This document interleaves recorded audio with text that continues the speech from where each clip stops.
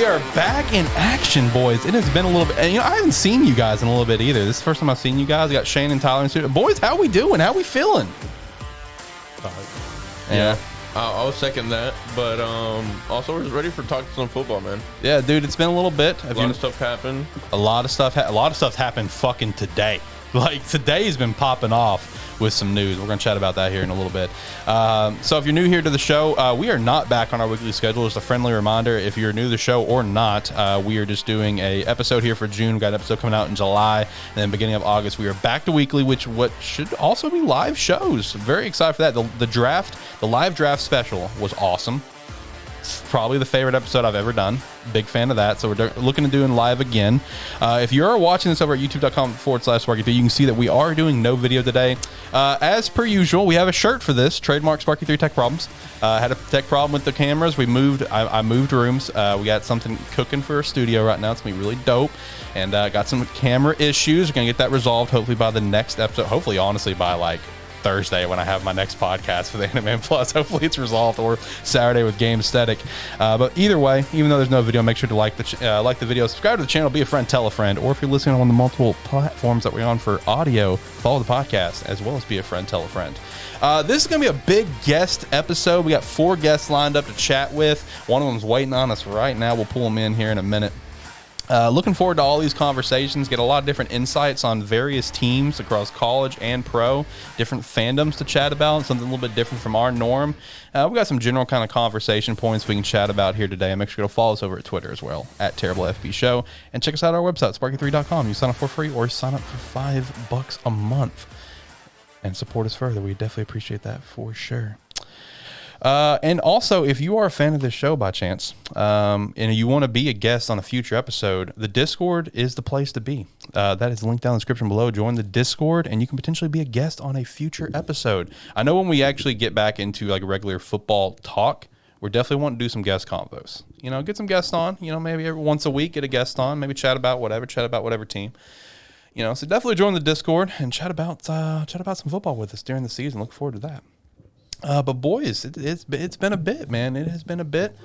We've had some stuff kind of pop off and happen, especially today with Deshaun Watson. Some stuff's been popping off here today because there was a question before today where it's just like, are the Browns fucked? Because there's like more cases that popped up, like a couple more cases got added onto it, and it was a legitimate question: are the Browns fucked? Like, did they make a terrible mistake? But apparently, Deshaun has settled 20 of his lawsuits. So, aka, he's writing them a fat check. But that was a legitimate question there for a little while. And it's still a question. Are the Browns fucked? I know with the Baker situation, I saw earlier that the Browns are now at this point willing to pay half of his salary to get him moved. Do we still think Carolina's going to be that destination? Because I've seen some still talk that Carolina's going to be that destination. I think they're the front runner, most definitely. Is it the best spot for him? I think it's a good spot. I don't think it's the best spot for him. I did hear that Robbie Anderson dislikes that move so bad that he's considering that if Baker goes to Carolina, he will retire. I did see some retirement chats out of Robbie. So, I did see that. At that point, is Carolina willing to lose a receiver like Robbie Anderson for a quarterback like Baker? What it comes down to. Yeah, and there's also Seattle. Is Seattle going to make a move? I think Seattle would be a great place for him. I would love to have Baker in Seattle. Okay, we got a Seattle fan loving to have Baker. Okay, I mean, you got Locke and you got Geno Smith. So, make your pick. What do you want? I'd take Baker out of those two any day of the week. But I think he'd be a great bridge quarterback. Because honestly, I don't see Seattle contending or competing this year. They very well could have a top 12 pick. Very well could likely be grabbing a quarterback. I think they'll have like a top 5 pick. Yeah, probably a top 2 pick. Like, it is possible that they could legitimately have like a top 2 pick. Like, out of all the teams in the league right now, like, who is most likely to just absolutely just be dog shit this year? I would say Atlanta and Seattle are the first 2 that come to mind for me. I would agree. Jacksonville. Yeah, I know. I don't know. Jacksonville got a lot better with their offseason moves, especially with the draft. Yeah. True. No, it's going to be interesting to see how this season goes because there are those couple teams that haven't really made like strong moves at the quarterback position, like Seattle, for example, who really made no move at all. And it's just like, are you in tank mode? Is that what's happening right now? It's like, are you in tank mode? But especially if they let DK or Lockett go. That is true. If they trade one of those two, which there has been some chats involving. I've heard rumors that they're thinking about moving both of them. Dude, that'd be insane. Complete rebuild. But if I was Pete Carroll, I'll be like, please don't do that. Please do not do that. So I think Ricky's ready to go. Ricky is a diehard Arkansas fan, so going to be some good conversation there. Shane, you were on his show at one point in time. I was. Chatting about some football. Good conversation. Yeah, so let's go ahead and move him up. I'm assuming he's going to be ready to go. He's been sitting here waiting for us. Started a little later than what we wanted to. Yeah. Ricky, you were on a terrible football show. Are you there? Can you hear me, my friend? Hello. Can y'all hear me? Yep. All right, good.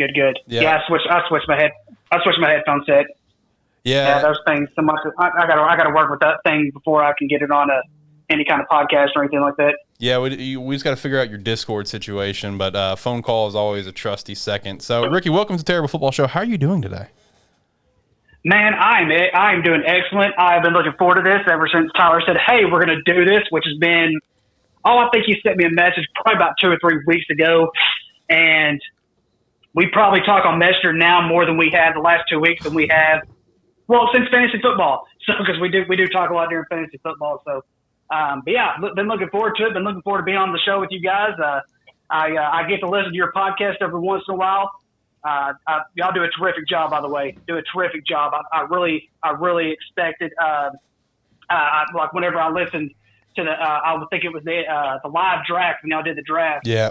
I got to listen to about an hour and a half or so of it going down the road, and I'm like, it was just amazing on how much knowledge you guys have just about the draft in general. And so it was just excellent. Y'all do an excellent job. I mean, I can't say enough about it. Man, I really appreciate that. You're making us all feel good right now. It's like we need to hear that. You know, we channel the branding of a terrible football show so much that we don't hear that very often. Here's the thing. And it's Shane's been a guest on our podcast before, right? And so and it's like I said before. Like I said, you guys have done a great job. I get to hear you guys every once in a while and everything like that. But not even that. But I mean, I even announce you guys the show. On our podcast every now and then, I'll be like, guys, it's called a terrible football show, but I promise you it's not terrible. It's just called a terrible football show. And so, but it's a unique name. I love it. A terrible football show. It's just unique. Look, it grabs attention, like it grabs attention of, because like we're not experts, you know what I mean? By no means. We're not. We love the game. We follow it quite a bit and we make mistakes. And that's what we want to channel with the name is that, hey, we're going to have some really bad takes sometime. And we're going to say some really stupid shit sometimes. Yeah. At the end of the day. So Alex, I'm just going to go ahead and say something. Okay. Go for it. So I don't know you very well at all. Like I said, I only get to hear you on your podcast. I only get to hear about what Tyler and Shane have both said about you and everything like that. But I will tell you this much: when you have a guy, Tyler Honeysuckle, who is the only guy I have ever met in my entire life, knowing that I am from the South, he is the only guy I've ever met in my entire life who says I'm a Buffalo Bills fan, and this is when Buffalo. This is before they drafted Josh Allen. Right. True. I'm a Buffalo Bills. And then you turn to the NBA. I'm a Sacramento Kings fan. Yeah. Even the Sacramento Kings fans aren't even Sacramento Kings fans, man. They're just there because there's nothing else to do in Sacramento. That's true. Hey, Tampa's good though. The Rays are pretty solid right now. Yeah, I forgot that you're a fan of the Rays too. Yeah, the Rays are pro. But of course, dude, I mean, they've been solid. I mean, they had a little break after Madden left. I mean, where they weren't very good, but I mean, they're still pretty good. They still got a pretty good farm system that's coming up in the system and everything like that. So I mean, it's just a deal. But no, I mean, that's the one good thing about doing podcasts like these guys is that we are not experts by any means, and we know that. But here's the thing, and this is what makes us unique is the fact is our listeners get to hear it from our point of view. They don't have to turn on ESPN. They don't have to go to Fox Sports. They don't have to go to any of that stuff, because a lot of the times you're dealing with, let's just take Stephen A. Smith and Skip Bayless. Those are the two well-known names. Let's just take those two guys for example. They've been in it for years. Yeah. They've been in the ins and outs.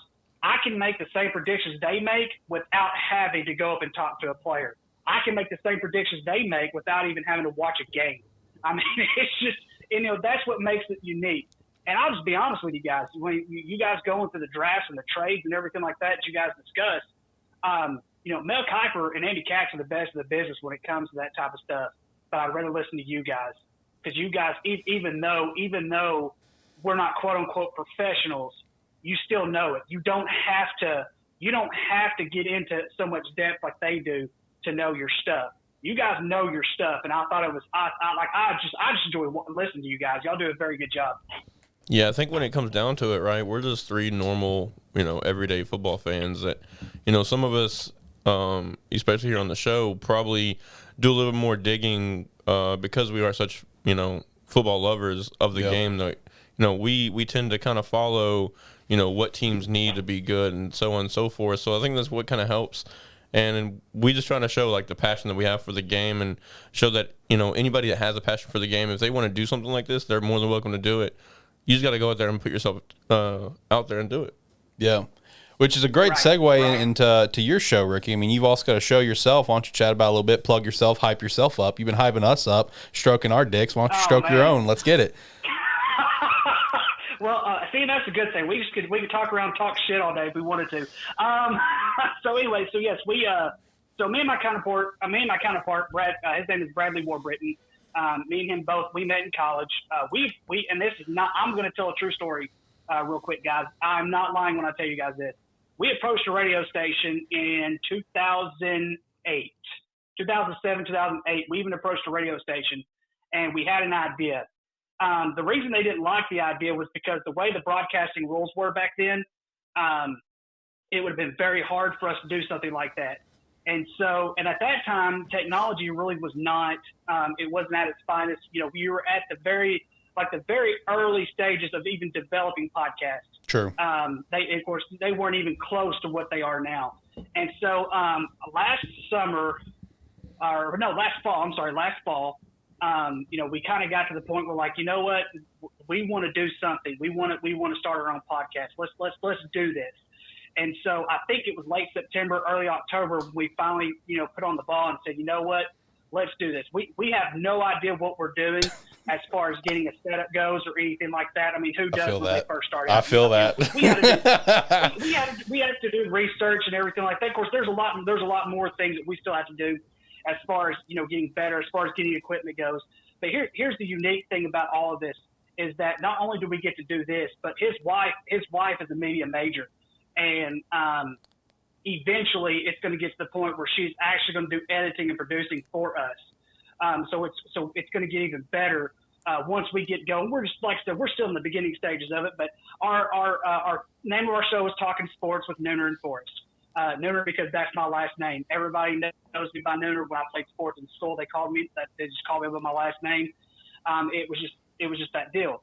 Forrest, however, of course, everybody knows Forrest Gump. And the reason the God's honest truth. So in college, when I first met Brad, as soon as you start hearing him talk, and Shane might be able to back me up because he's heard him talk before, but it's not as accent wise now as what it was when we were in college. But one of my freshman roommate said, "Man, you sound just like Forrest Gump," and that's what his nickname was. And he's gone with that nickname for years. Never bothered him, anything like that. The dude is so intelligent, guys, it's not even funny. You look at a guy like him, and you wouldn't think he would know a damn thing about sports. This guy knows sports inside and out.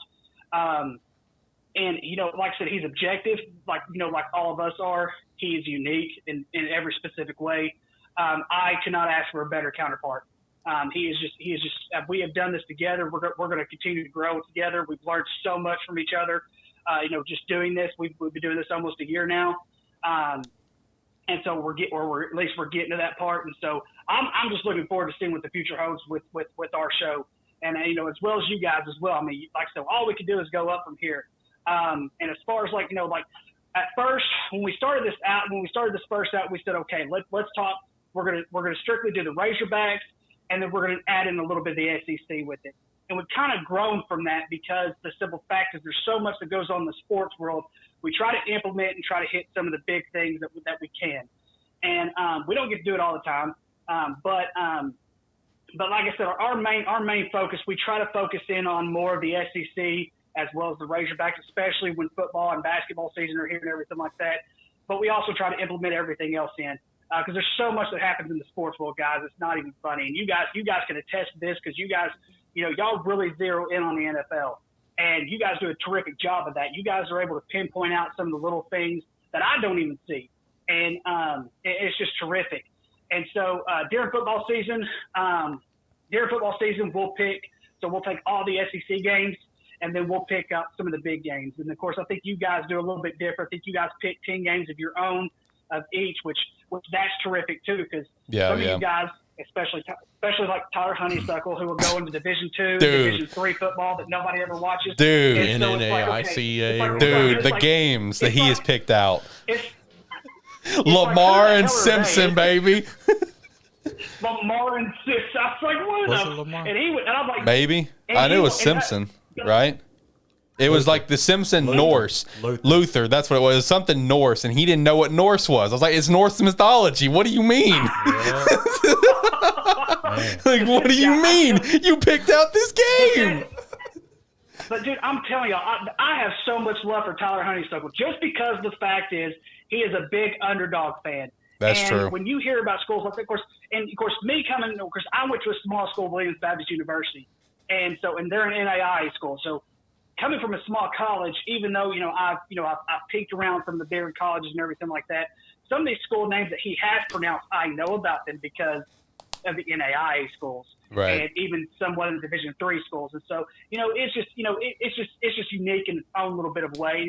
I'm looking forward to the football season. I'm not going to lie to you guys. This is going to be I think this is going to be one of the best seasons we've ever had as far as like a college football, NFL type standpoint, because to me, the door is wide open for so many teams this year. That's very true. And especially with that NIL deal that's going on, with the NIL deal going on in college football. And then, of course, right now in the NFL, there's with the trades that happened over the summer, Devontae Adams leaving Green Bay, AJ Brown leaving the Titans.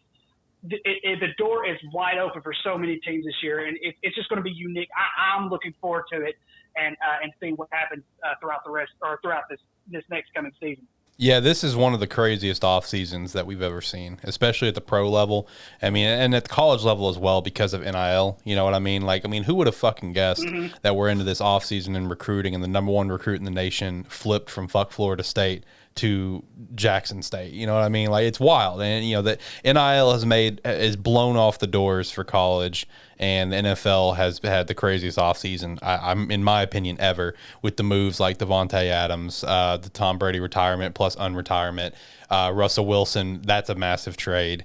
This has been Tyreek Hill, of course, going to Miami. Hollywood Brown. Yeah, dude, this offseason's been insane. Again. Yeah, Gronk just retired today. And then the Deshaun Watson stuff, obviously, that's a fucking saga that's gone unbelievable. Oh God. Yeah, unbelievable saga there. How in the hell? And I don't know. I want to hear you guys take just kind of on this. Of course, you may talk about this later on with Deshaun Watson. How in the hell is he still playing football? Like, that's just it's something I don't understand. Like, I understand that he's got terrific talent. Like, yeah. He is one of those. He's one of those talents that is just a box office talent.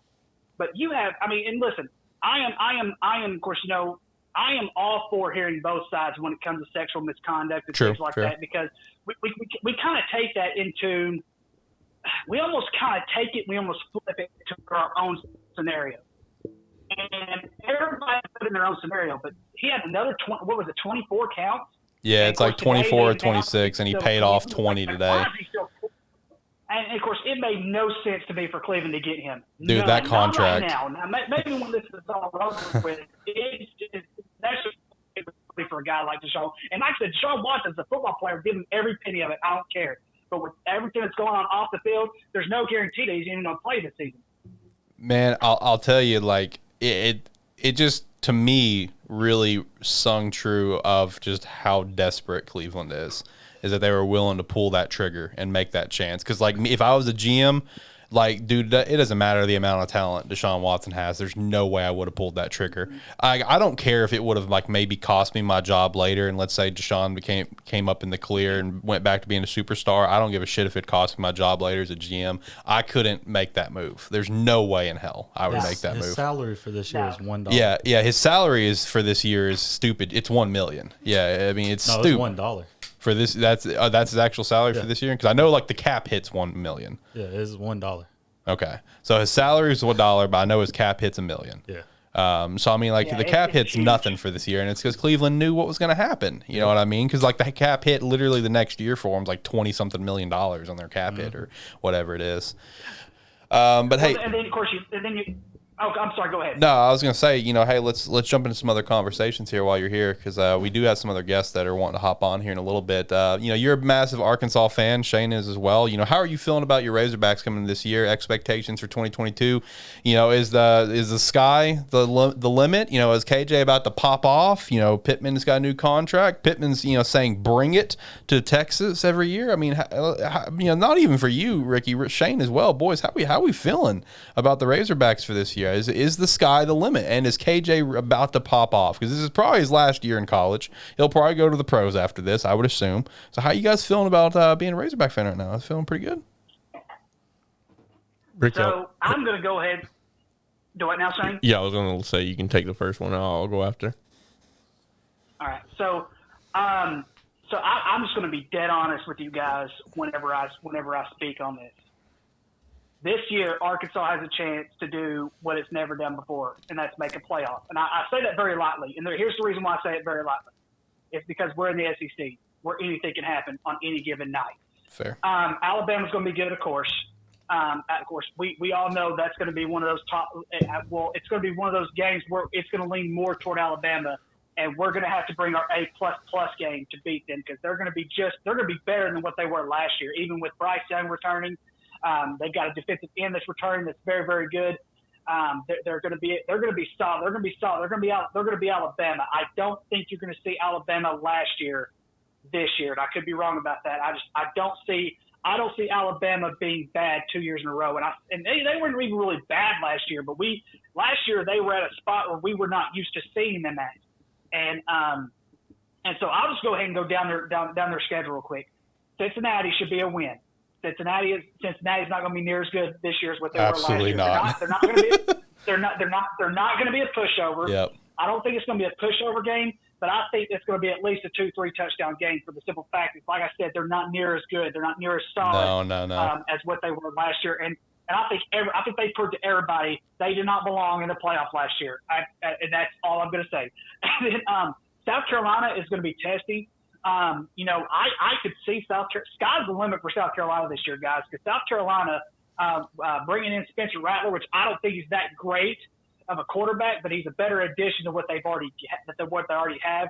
They went above expectations last year. Would not surprise me if they won 7-8 games this year. Would not surprise me one bit if they won 9 games this year. But they're not going to be a pushover either. But then again, you've got Arkansas, who is the more experienced, more talented. They're going to win that game. Missouri State. That's going to be interesting because Petrino coaches that team. They're going to be coming back. That's going to be a blowover. Texas A&M, guys, I'm going to go on the limb and say Texas A&M is not going to be that good. I don't think they're going to be that good at all. I'm predicting them to be 7-5 this year. I don't think Texas A&M. I don't think Texas A&M is going to be. I don't think they're going to win 8 games this year. I just don't see it. And so I don't think they're going to be as solid as what some people have projected them to be. Alabama, we've already talked about them. They're going to be solid. Mississippi State is going to be solid. Mississippi State is going to be as good as what we were last year. So that's not going to be a cupcake game, and we're going to Mississippi State. So that could be one of the trap games that we could be. BYU is always in the mix in the top 25 somewhere, but we go to BYU. I still think we're going to be better than them, but like I said, that's not going to be a pushover game. That's not going to be a pushover game either. Auburn's not going to be very good this year, and we're at Auburn. Bo Nix transferring really hurts Auburn a lot more than what people realize that it does. Their coach, which Auburn has made the one mistake. I figured they would learn from their mistake, like LSU learned from its mistake when they finally let Wade go in the basketball coaching realm at the end of the season due to more allegations. I don't understand how this guy still has his job. I don't understand how he has his job. I understand he came from Boise State. What did he freaking do? There's a bunch of coaches who have come from Boise State who went to major Division I colleges and did not see much success at all. But either way, Auburn, I don't think Auburn's going to be very good. Liberty's not going to be as good. They're not. I mean, but Liberty is still going to be good. They've got a quarterback that is looking up on the Heisman list. I don't think they'll be as good as what they were last year, but they're still not going to be a pushover.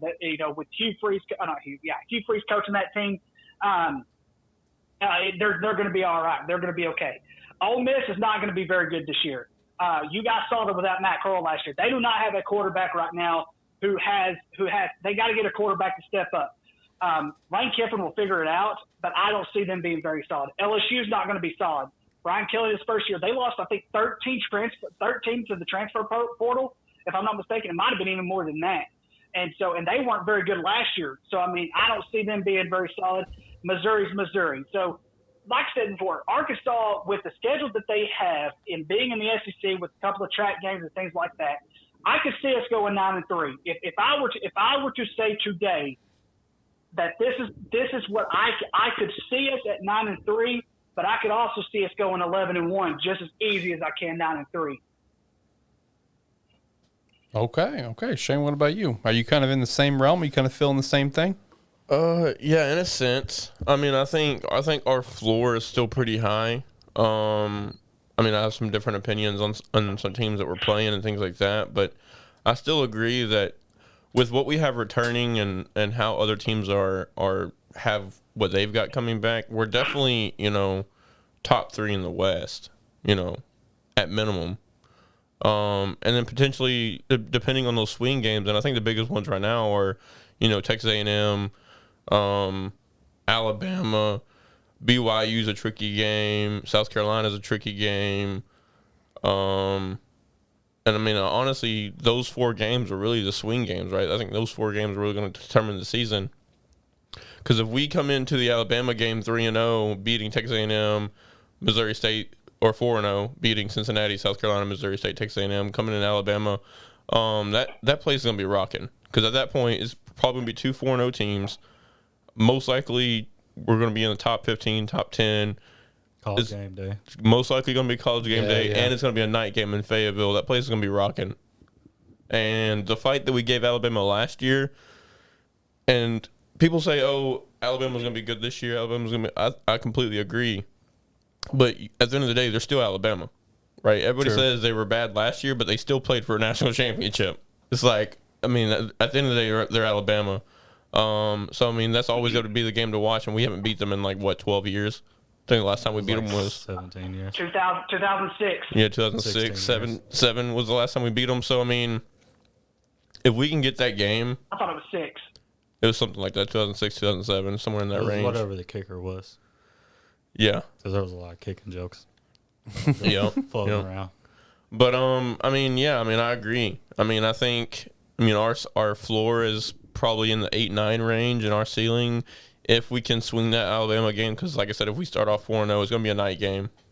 And, I mean, we've all been to I've been to Fayetteville on a night game. That place is rocking. I mean, last year I went to the Mississippi State game, went to the Texas game last year. Those games were rocking, and we didn't even know what Arkansas is, what they are right now. Right. So, and of course, I was also at the Texas game last year, Shane. There was such a different atmosphere, such a different feeling. And one of the funny things about Texas is there was a Texas fan that was sitting about 2 rows in front of us. Of course, we were having a good time. Really weren't giving them too hard of a time. They weren't really giving us too hard. So just a little friendly thing. But he was saying something that we've been saying for the past 10 years. We'll be better next year. Texas,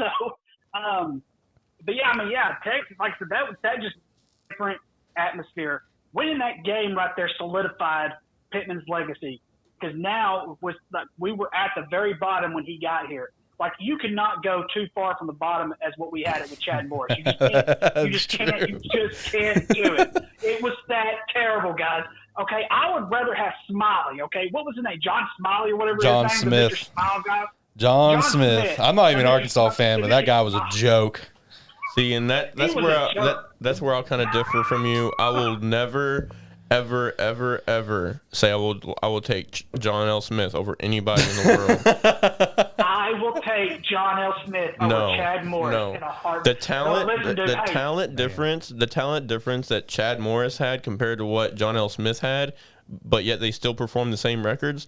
We were coming off of an Ohio State loss, coming off number 3 in the country, had national championship implications for the BCS, and John L. Smith still managed to have that talented team go, 3-9?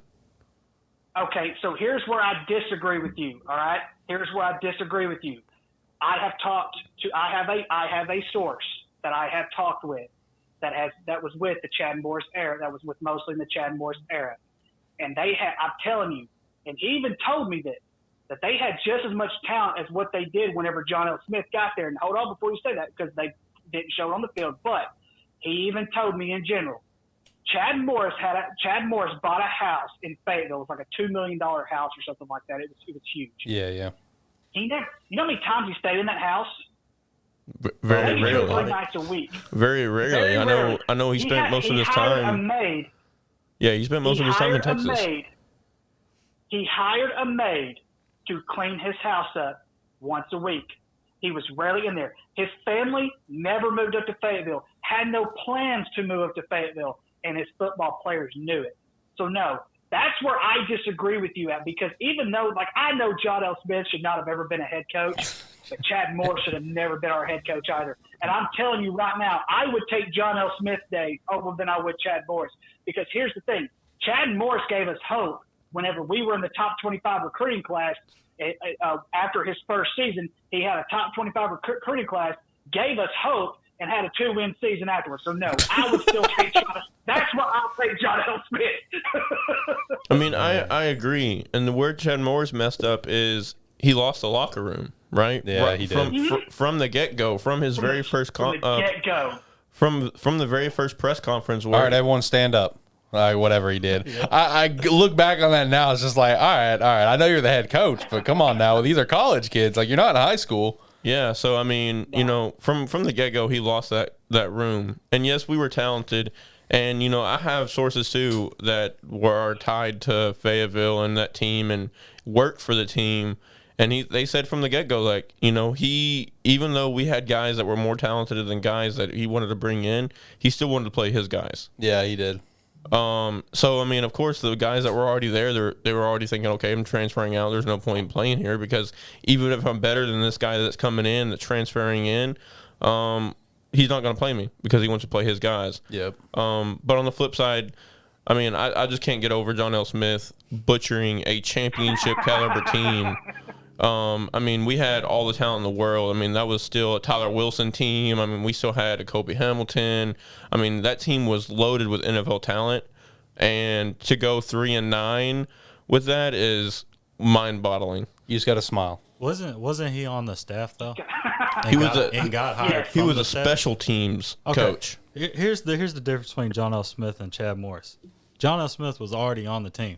Chad Morris decided to come to Arkansas to ruin Arkansas. From SMU, yes, from SMU. Yeah. I mean, here's the thing. He didn't even build SMU. The coach before him built SMU. he got handed that job. And that's just like Ryan Day over at Ohio State. I hate Ohio State, by the way. So, I mean, just like Ryan Day at Ohio State, he got handed that job. He didn't earn nothing. And at the end of the day, Chad Morris was out to collect a paycheck, right? Yeah, that's all he was there for. Yeah, he was there to get a paycheck. Yeah. He was there to get a paycheck. Yeah. That's why when Sam Pittman came in, that's why Arkansas fans were like, okay, we're kind of iffy on this hire, but don't throw the money bag at him right off the bat. Right, and now he has worked his way into this, and I'll go ahead and say this much: all the credit for bringing all these coaches in goes to Hunter Yurachek. Oh, 100%. I was iffy about Hunter Yurachek coming up from Houston. I'm like, okay, what do they see in this guy? But you also have to see when he was down there, Houston's football was starting to come up. Houston's basketball started peaking. Some of their other sports started peaking. Of course, Arkansas, as far as like baseball, we've usually traditionally had a pretty good baseball team. And then, of course, gymnastics and track are usually pretty good and everything like that. And I don't know how many teams it was off the top of my head, but like, you take softball for an example. Softball didn't do shit until he got there.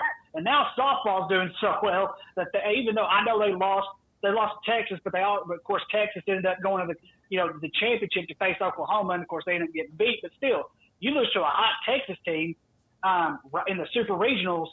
I mean, but still though, it's still such a great year that these girls have had as far as being in the college softball realm.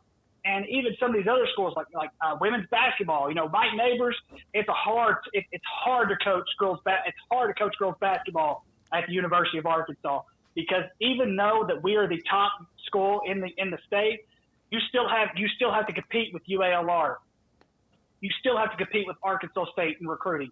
Women's basketball is totally different in recruiting realm, but yet Mike Neighbors has been okay so far. So I mean, you just look at all these teams that we have right now, and it's so great to be an Arkansas fan right now. We may never see this ever again. If Hunter Yurchek decides to go somewhere else, we may never see this again in our lifetime, where so many of our programs have just went from the bottom up under Hunter Yurchek's watch. And of course, I don't know if you guys have seen the video or not, but there was a video last year whenever we beat Texas. You could hear Hunter Yurchek telling the state troopers, you could hear them telling the security, he's like, hey, let them come down, let them tear the goalpost. We have enough money to replace that. That's the kind of guy he is. He is a fan's guy. I love this guy. I love him so much, even though they switched to a coach contract, but that's okay. And but I'll live with that eventually. And just for background noise, just for the background. I work for Pepsi, so yeah. And going back to just Arkansas football next year, I think what Sam Pittman's done. I think not a lot of people realize is, I think Arkansas football is also feeding off of the success that Hunter Yurchek has done with our other athletic programs, like track and field, baseball, softball, gymnastics, our golf team, things like that. I think getting people's eyes on Arkansas and then veering them to football is what's helping, especially in recruiting. And helping Sam Pittman. Now, don't get me wrong, Sam Pittman's a great recruiter, and so is Kendall Browse and Barry Odom and all of them. But I think at the end of the day, if we don't have Hunter Yurchek, Sam Pittman's not as successful as he is right now. And I think as far as our football team next year, I think what it comes down to is going to be what I've probably been saying the last 10 years. It comes down to our receiving core and our front seven. Mm-hmm. And it's like you said, because it's like you've always said, one of your biggest philosophies in football, Shade, and you're absolutely correct.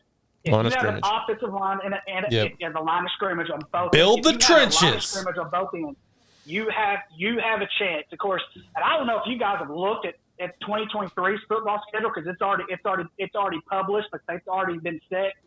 We do not have a very tough non-conference schedule next year at all. So next year, because like I said, KJ's going to go to the pros next year.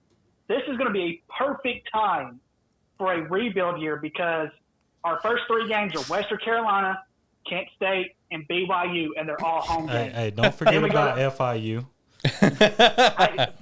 Hang on. I'm not there yet. Then we have Texas A&M, and then we have FIU. So we could win 4 of the first 5 games and start rebuilding next year. So it's just, it's a perfect time, like I said, to really rebuild and see where this is going to go heading forward. Oh, damn. That first game's a War Memorial? Yeah, because we don't have a game. We don't have one this year. Yeah, we don't have one this year. Well, damn. Okay. That's fancy. Well, Ricky, there are a lot of other topics that I want to jump into with you about, like the Cowboys and Tom Brady and some fantasy and stuff like that. But we do have some other people here that are waiting to hop into the show. So we're going to go ahead and wrap things up with you.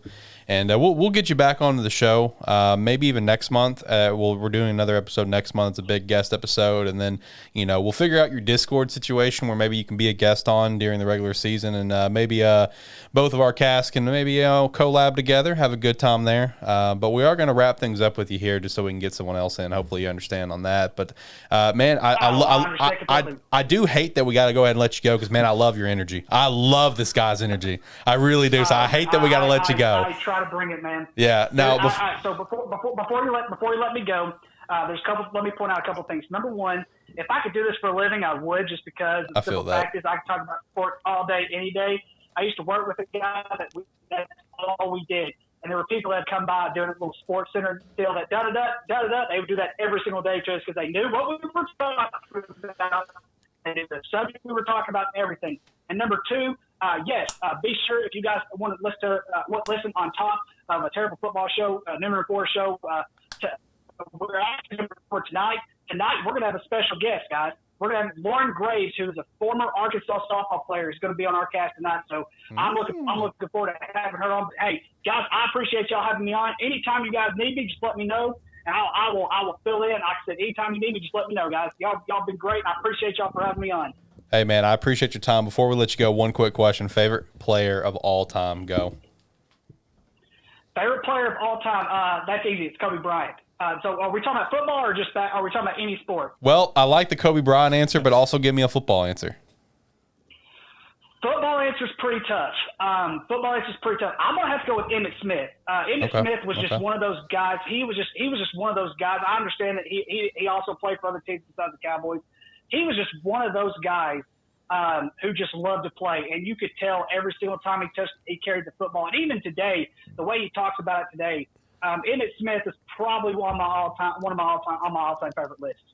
Okay, I respect that. All right, man. Well, I appreciate being on the show. We're going to definitely have to talk again, get you back on the show. I love your energy. And once again, I do appreciate you, man. So you have a good rest of your day, okay? Hopefully your show tonight is absolutely awesome. Where can everyone find your show? So we are on YouTube. We are on YouTube. Just type in Talkin Sports Nooner Forrest. We are on there. Our list of episodes are on there. And of course, you have me on Facebook. Rick and Aaron on Facebook. We also have a Facebook group, Talkin Sports Nooner Forrest as well on Facebook. If you want to be in the group, all you got to do is add it, and I can add you in the group, or request it, and I can add you. And then you can also listen to it from there. So YouTube and Facebook, guys. And so like I said, guys, I appreciate you for having me on. Tyler, Shane, hope to see you guys soon. All right. All right, man. Hey, I appreciate you. Have a good one. Yes, sir. Y'all do too. All right, bye. Good conversation there. Lots of energy. I like that. He brings that shit. Dude, he brings it. And I also want to not stress everything that he said involving where to find the show will also be down in the link down in the description below. So make sure to go show some support there. We'll go ahead and bring up the next person, which is our guy, Chad. He's a big old Chad-elect. Big Georgia fan. Almost a Cowboys for some reason, but he's a big Georgia fan. Hey, I'm going to be honest with you before you bring him in. Okay. For the longest time in the world, I thought this man was a Tennessee fan. Really? because of NCAA football, he would always end up with Tennessee in our brackets. So I always thought he was a Tennessee fan, even basketball. Okay. He's a fucking Kansas fan in basketball. I didn't even fucking know this. It fucked me up, dude, when he told me that like last year. Okay. Well, we're going to go ahead and bring him in. We're going to see if he's got his Discord stuff situated. If not, we'll have to make another phone call, I guess. All right, Chad, you are on a Terrible Football Show. Can you hear us? How you doing? How you feeling? Hopefully your stuff's all set up and good to go. Yes, sir. How you doing? Oh, we got him. Here we go. Chad, how are you doing, man? Hopefully you're having a great day today. Welcome to the show. Thanks for coming on. No problem. Having a good day. It's burning up out here now. It is pretty hot. It is pretty hot. Man, we got some things lined up for you here today to chat about. And, number one, first and foremost, congratulations on being a fan of the Georgia Bulldogs, coming on with a natty. How you feeling? Are you still on top? You still riding the high on that? You still feeling it right now? Yes, sir. Yes, sir. It was a great season, man. We actually went down there to Georgia and watched the Georgia-Arkansas game, and man, it was time of my life, man. It was a dream come true, to be honest with you. Yeah, that's a game I wish not to talk about. Man. Now, how are you feeling towards 2022 right now? I mean, you guys think you can come back and repeat? I mean, you guys lost a lot on defense. I mean, a lot on defense. I mean, how are you feeling towards going in 2022 right now? Man, I feel pretty good. The only thing about, looking on the outside in, we did lose a lot, but we was up so much in a lot of those games that we rotated players so much. There was games that Jordan Davis played 8 snaps, and we rotated players more. But we still got some key guys there, And I think we're going to be all right. We're going to be a little better on the outside at corners. Probably lack a little bit on the inside. We probably won't hit that 50 sack mark like we did last year, but we'll be pretty solid there. We got an All-American right there holding it down in the middle, Carter. Mm-hmm. And we should be all right. Offense is going to have to step up this year, though, a little bit more. Now, I have a question for you, and I want you to be very, very honest with me, okay? When it comes to Trayvon Walker, I mean, this guy's a beast, right? Let's go ahead and address that. I mean, you can watch the film for it. But when it comes to his rise to stardom, to being the number 1 overall pick, did that really, as a Georgia fan, can you say that if that came out of nowhere, or is the signs always there for that? Because as casual fans, for a lot of people, okay, that don't follow every single, team and follow the draft religiously, and even for people that do follow the draft, I think everyone can agree that Trayvon came out of nowhere. Because he had a great combine workout, and that's what really started to shoot him up draft boards where he was potentially number 1. Before that, it was Aiden. Aiden was a lock for number 1, and the next one was going to be Kayvon. Trayvon really popped up out of nowhere. So, as a Georgia fan, did you always see that, or did it come out of nowhere for you as well? It came out of nowhere, but I will say it's like the same thing that helped him hurt Nakobe Dean. I think if Nakobe Dean would have had his great workout, he was definitely a lock for a first round, top 10 pick. But he didn't, and he had a bad, combine. You always see these combine warriors. I like Trayvon. He's good, but he was always kind of like a roller, role player. He would come in and swap in and out everywhere. Like you said, he's a physical beast, what, like 235, 245, 6'6", right, running wide receiver speed. That's a beast.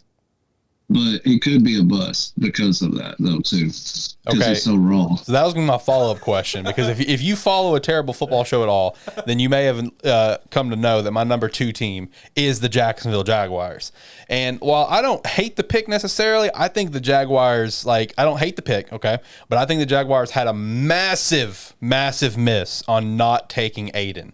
Would you agree to that, or do you think the Jaguars are going to possibly get that hit in the long run? Or do you just think has that strong potential? How would you compare Trayvon and Aiden for that number 1 pick?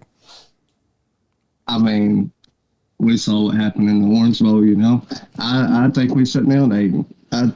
I think they're going to be about the same type of player. It's just, maybe Hutchinson is probably more of a lock than I would say, a safer pick. Okay. But if I was the Jaguars, I probably would have traded back. That's what I wanted to do, but but no one wanted the first overall pick. Nobody gave a fuck. Yeah, no one gave a fuck this year. Everyone kind of mailed it in. Yeah, I probably would have traded back and try to get 2 picks for 1 type thing if I could have. Okay. Okay. Should have called Philly up and got them late team picks. Right. All right. Mm-hmm. Last Georgia-related question here for you, then we'll hop over to some other stuff. How are you feeling about your chances towards Arch Manning right now? Because right now it's down to Georgia, Texas, and is there someone else in the running, or is it just those 2? I want to say there was 4 that was primary. There was 4, but I think Georgia and Texas are I think that's pretty much the top. Yeah. How are you feeling about that possibility? To be honest with you, I think it'd be a massive mistake for him to go to Texas. And not saying that he should go to Georgia, but the expectations there for a team that goes 5-7 and don't put nobody in the draft. You can't really tell somebody, hey, look, we put people in the draft. Last quarterback y'all put in there was Colt McCoy. I just think the expectations would be so high there with a team that's, after this year, it's going to be a little bit depleted, and they're going to have, Quentin Ewers there. Yeah, I was going to say Quinn's there. And he's going to have to sit probably either way the first season. I would rather go, if I was him, I'd rather go to a team where I would only have to throw the ball 25 times and have a good running game and a good defense like Alabama or Georgia, and not have to have that expectations throwing for 350 just to win against Kansas. Right. Okay. A little troll there, but no, I completely agree. Especially within the next 3 years, Texas will be in the SEC. And I don't think Texas and Oklahoma. I think Oklahoma's going to have a lot better presence in the SEC than what Texas is. But I think it's going to be, we're not going to see something like when Texas A&M and Missouri came over, when within the first 3 years they both were competing for SEC championships. And you also got to think Texas A&M coming to the SEC helped them a lot. Oh, 100%. Because you got kids from Texas that want to play in the SEC but couldn't. Yeah. And then now you can. That's why I think Texas is going to be a little bit better than Texas. I think it's going to flip. Texas is going to be the star, and then Texas A&M is going to be the little brother again.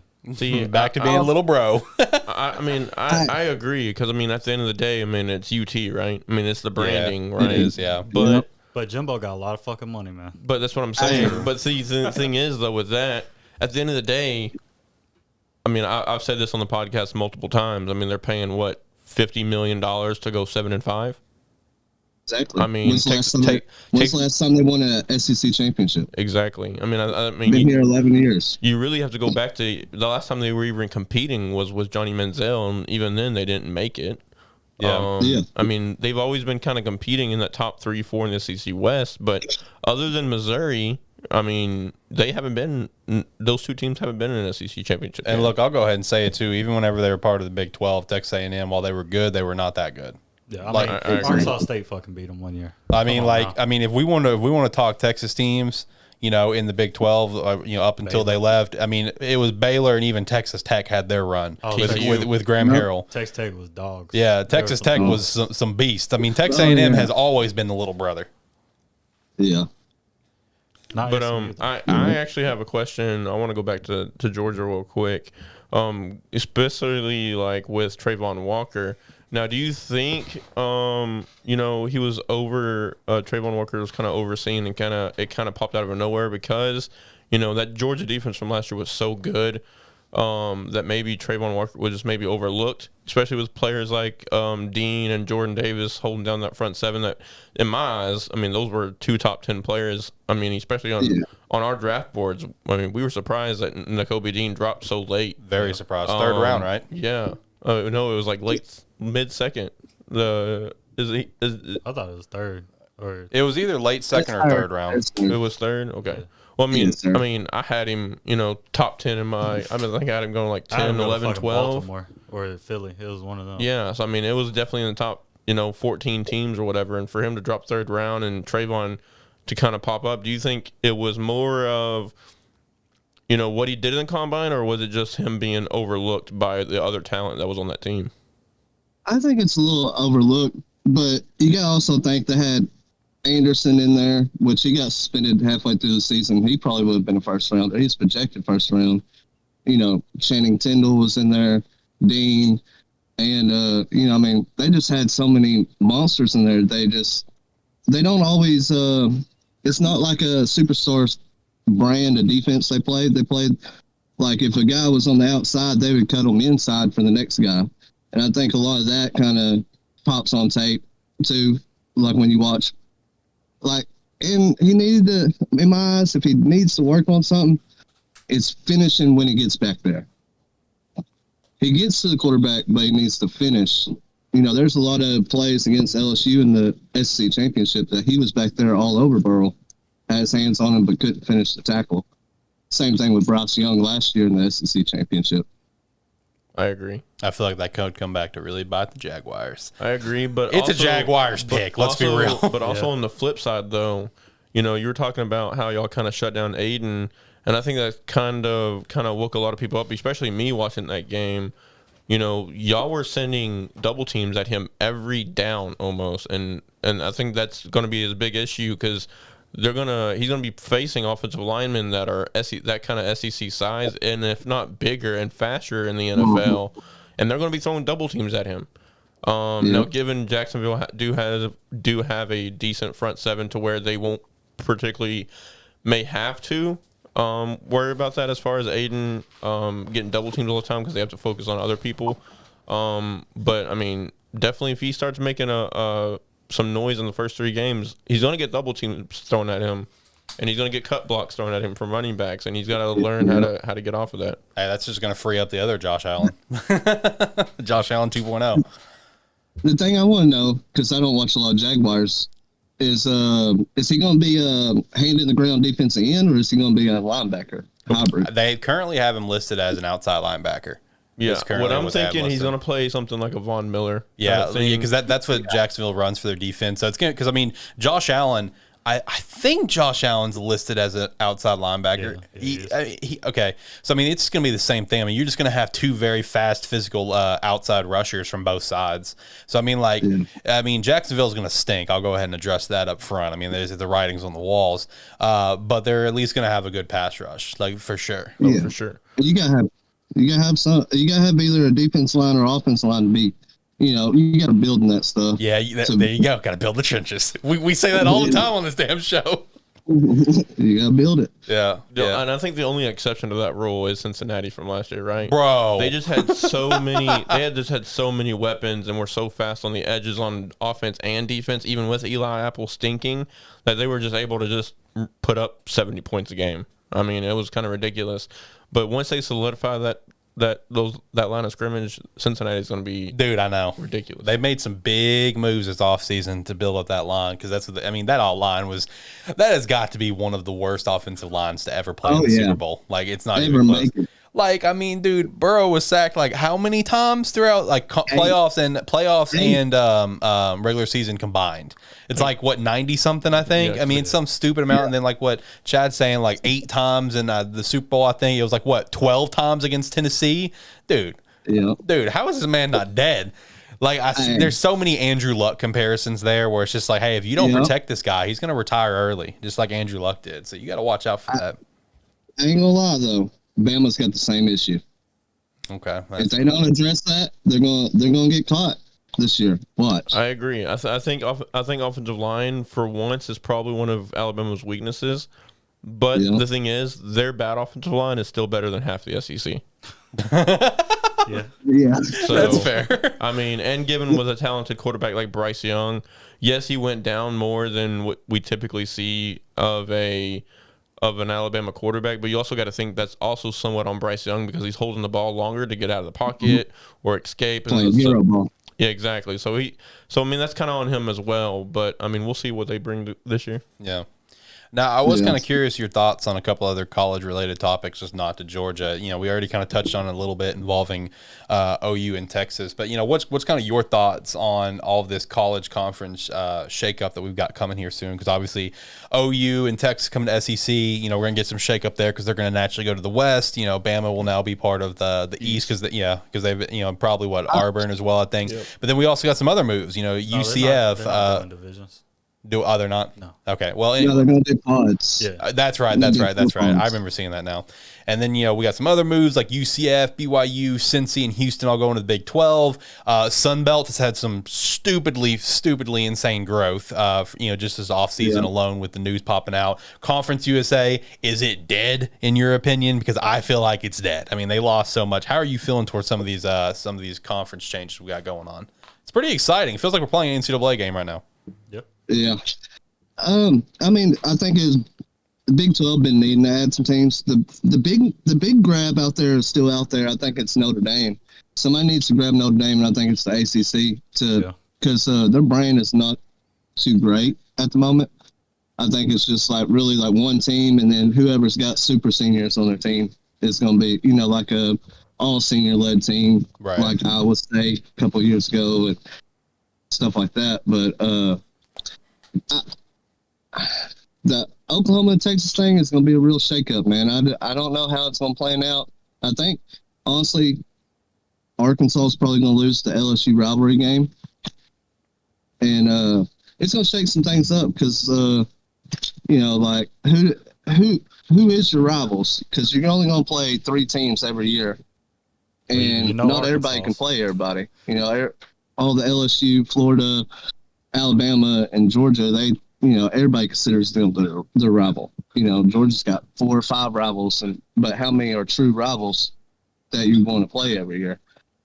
You know, talking from an Arkansas fan here, what I would like to see, if we're only only going to be able to keep 3, I would still like to go back to somewhat of the Southwest Classic, get rid of Texas A&M and play Texas every year.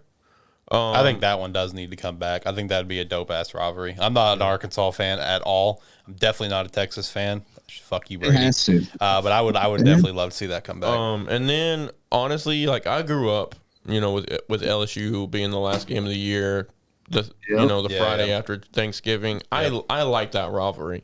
Even though some people say it's not a rivalry.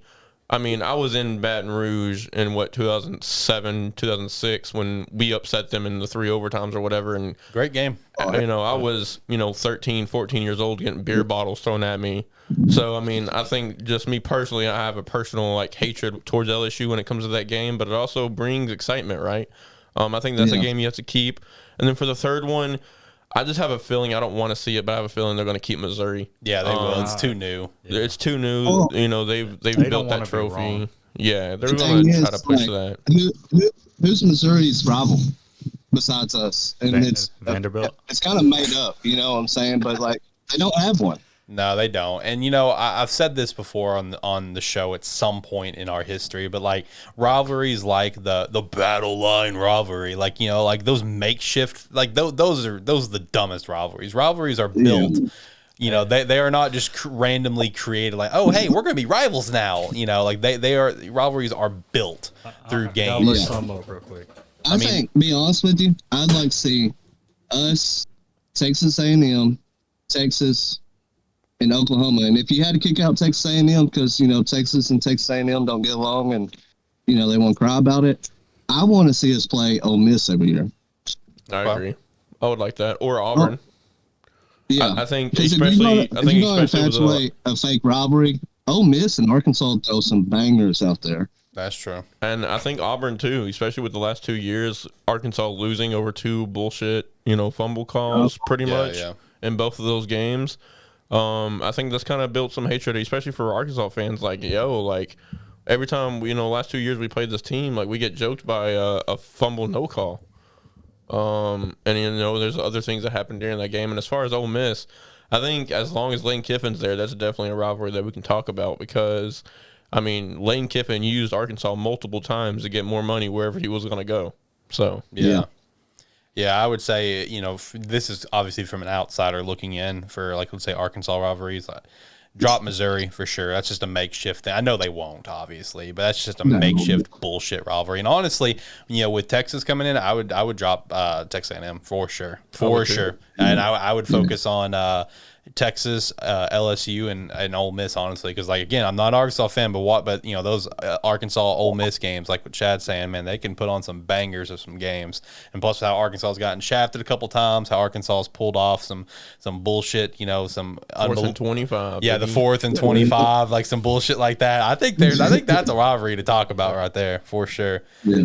Now out there, I got a couple more things lined up here for you, and then we're going to get you going so we can get some other people here on the show. But one thing I was kind of curious about as well is how, what's your thoughts on Lincoln ditching OU and heading over to USC? Because, like, whenever this move happened, one thing that we chat about here on the show is that when USC was at their best with Pete Carroll, the thing that you got to keep in mind with USC is that, Pete Carroll, man, that thing was like, it was like a bunch of rock stars, because another thing to talk about is, like, if Pete Carroll never would have left USC, Bama wouldn't be Bama. Like, up front, like, Pete Carroll was rocking that shit. For a team like USC, right there in LA, with the history that you have of that program, you need a superstar coach to lead that program. Do you think Lincoln's going to be able to do that? Is USC all the way back? Because the Pac-12 has been kind of weak for a while now, outside of, like, Oregon and Utah's had its stints. But is the USC back in your mind with Lincoln being over there? Plus Caleb transferring over there. Malachi Nelson transferred over there as well. Is USC coming back? Is there something to watch there? With that easy schedule, it's going to be easy to say because they're going to win a lot of games because they play a lot of crappy teams. Pac-12 stinks. But it's going to be the same thing he had at Oklahoma. He might make a couple playoffs and get there and get blown out because the defense ain't good. He's going to have to change his philosophy on his defense because he did bring his defense coordinator over there that was trash. Right. And they're going to put up 50 points a game, though, and they're going to be good. I mean, that's how the Pac-12 is, though. They put up points. Yeah, he's going to have the money to back it over there, too. That's also true. And I think another thing that kind of fights that as well. I mean, we've always gave Oklahoma in particular and, entire Big 12 for not having a defense, right? But guess what the Big 12 was built off of? The Pac-12. And then the Pac-12 has not been playing defense for 20 years. So that's true. To go, you can go back to Chip Kelly when he first really built what we see in college football nowadays. True. With all these fast-paced, read options, RPOs. That was basically Chip Kelly at Oregon, not playing any defense, just, putting up 80 points a game. That's pretty much what the Pac-12 is now. I think, you're right on the nail there with, they're going to have to score 60 points a game to win games. And on the flip side, I think Oklahoma definitely won out of that because, they're thinking about the future. They may not be very good this upcoming year, but the time they get to the SEC with Brett Venables as a defensive-minded coach, that's exactly what you need coming into the SEC, and I think Oklahoma's going to be better off for it. Yeah, I think it's a better move for them in the future with the SEC thing. And the only thing I will say about over there in the Pac-12 is that I want to see what Dan Lanning does with Oregon. Being able to get all those recruits at that school, he might build over there. Yeah. I do want to add on. He might flop, but he has the opportunity to build something over there too. Yeah, for sure. I do want to add on one thing involving Oklahoma with what you said, Shane, about you think that they're better off. I actually got boots on the ground when it comes to Oklahoma. Because my cousin is a diehard Sooner fan, right? They're from Oklahoma. Same thing with my aunt, was here for so long, helping out with my grandmother and stuff. And when my cousin came down to, move some furniture, me and him were chatting about football. And he is a very, very firm believer that Oklahoma is better off because the way that he talked about it, because he's one of those people that will go to spring practices and shit like that, spring games and stuff. Like I got boots on the ground over there. And the one thing that he said about Lincoln Riley being over there is there was so much talent that was just almost like lazy, wasted talent with how they played. You know what I mean? But, meanwhile, what they got over there now is that like what you're saying with hard nose, like defensive-minded coach, like the talent that they have now is being utilized to its fullest extent, and they're actually working their ass off. And I think it comes down to this, right? I think Lincoln Riley fed off the talent so much. Yeah. He really didn't have to have a game plan. No, he really didn't. He really didn't. It was like, hey, I've got these 22 guys that if my bets were on these guys, they're more talented than you. I don't really have to put a game plan together. They just can go out there and play, your backyard football and beat you. Yeah, he's just playing a video game. Hey, that was exactly. Hey, I'll say that was Urban at Ohio State too. I completely agree. And then on the flip side, Brett Venables is going to have that same kind of stuff. But what's going to make them go to that elite stage, the ones competing with your Alabamas and your Georgias and your Ohio States, is that he is going to make those guys work and strategize to where, if back on the flip side with Lincoln Riley, if they verse a team that had a good strategy or a good way to stop them, it was hard for them to, win games. And that's when, you would see these Ohio State, Iowa States beat, Oklahoma and all these kinds of things, and Kansas fighting like in the make for the win and things like that. Because they came up with strategies to win that. It's going to be a lot harder to do that with Brett Venables, Oklahoma, because he's going to put that talent in the right place. That's true. Yeah. I 100% agree to that. Now, Chad, the next thing that we got up on here, now I'll be up front. I'll be very, very clear. This is all you. I have no idea what this is. Tyler's the one that pitched that one to chat about this. But you have a college pick'ems group. What do we got going on here? Let's chat about it. I have no idea what we're talking about right now. This is something that Tyler threw in there. Yeah, we got a pick'ems group and Gators in there. We got a bunch of buddies, and we're going to try to evolve it a little bit more this year. But we basically it's kind of like the college game day. I come with the games like maybe on a Tuesday or a Wednesday, right? And I try to get the best games that are available, and you pick 10. So 10 out of the 10 games, you pick them, and then we kind of go out through the season talking our crap, and all that. But we basically keep up the record, and we have a winner and a loser and all that stuff. last year, Tyler was doing good there now, and then at the end he faded away. The same thing happened over here. It did. Yeah, I was cooking, and then He's Zach, cooking, boy. and then Zach looked at me, and everything went downhill. Yeah, everything went downhill after he bumped into one of our buddies because I was doing terrible. Because what Zach said is it was on another podcast of ours, Animan Plus. Zach's just like, yeah, I tuned into a show randomly. Zach's not a football fan, but he's part of the brand. He's part of Sparky 3, so he's just showing support. He hopped on a show and he's just like, man, Tyler's just like hitting these like boom, boom, boom, and Alex, you just suck. And then after that, it's like Tyler had his worst week ever. I had my best week ever. And it changed from that point forward. That's when I started reaching. I was looking D3, D4. Yeah. I was looking to fucking look a little pee-wee football trying to give me some damn teams, man. Yeah. I couldn't do it. Well, for your college pick'ems group, we do a lot of picks ourselves here. We usually, how we did it last year is that we'll pick out like 10 games that we personally want to call. And then we have some kind of selected where we have our terrible game of the week. We have our FCS game of the week, FBS game of the week, whatever. So maybe for this upcoming season, we can do some sort of a collab, maybe do have some fun there, just pick some games, have a good time. I don't mind throwing a pick in there every once in a while for you boys. I got you. All right. Yeah. All right. Yeah, we'll work something good. out. Now before we actually get you out of here, last question. Favorite player of all time?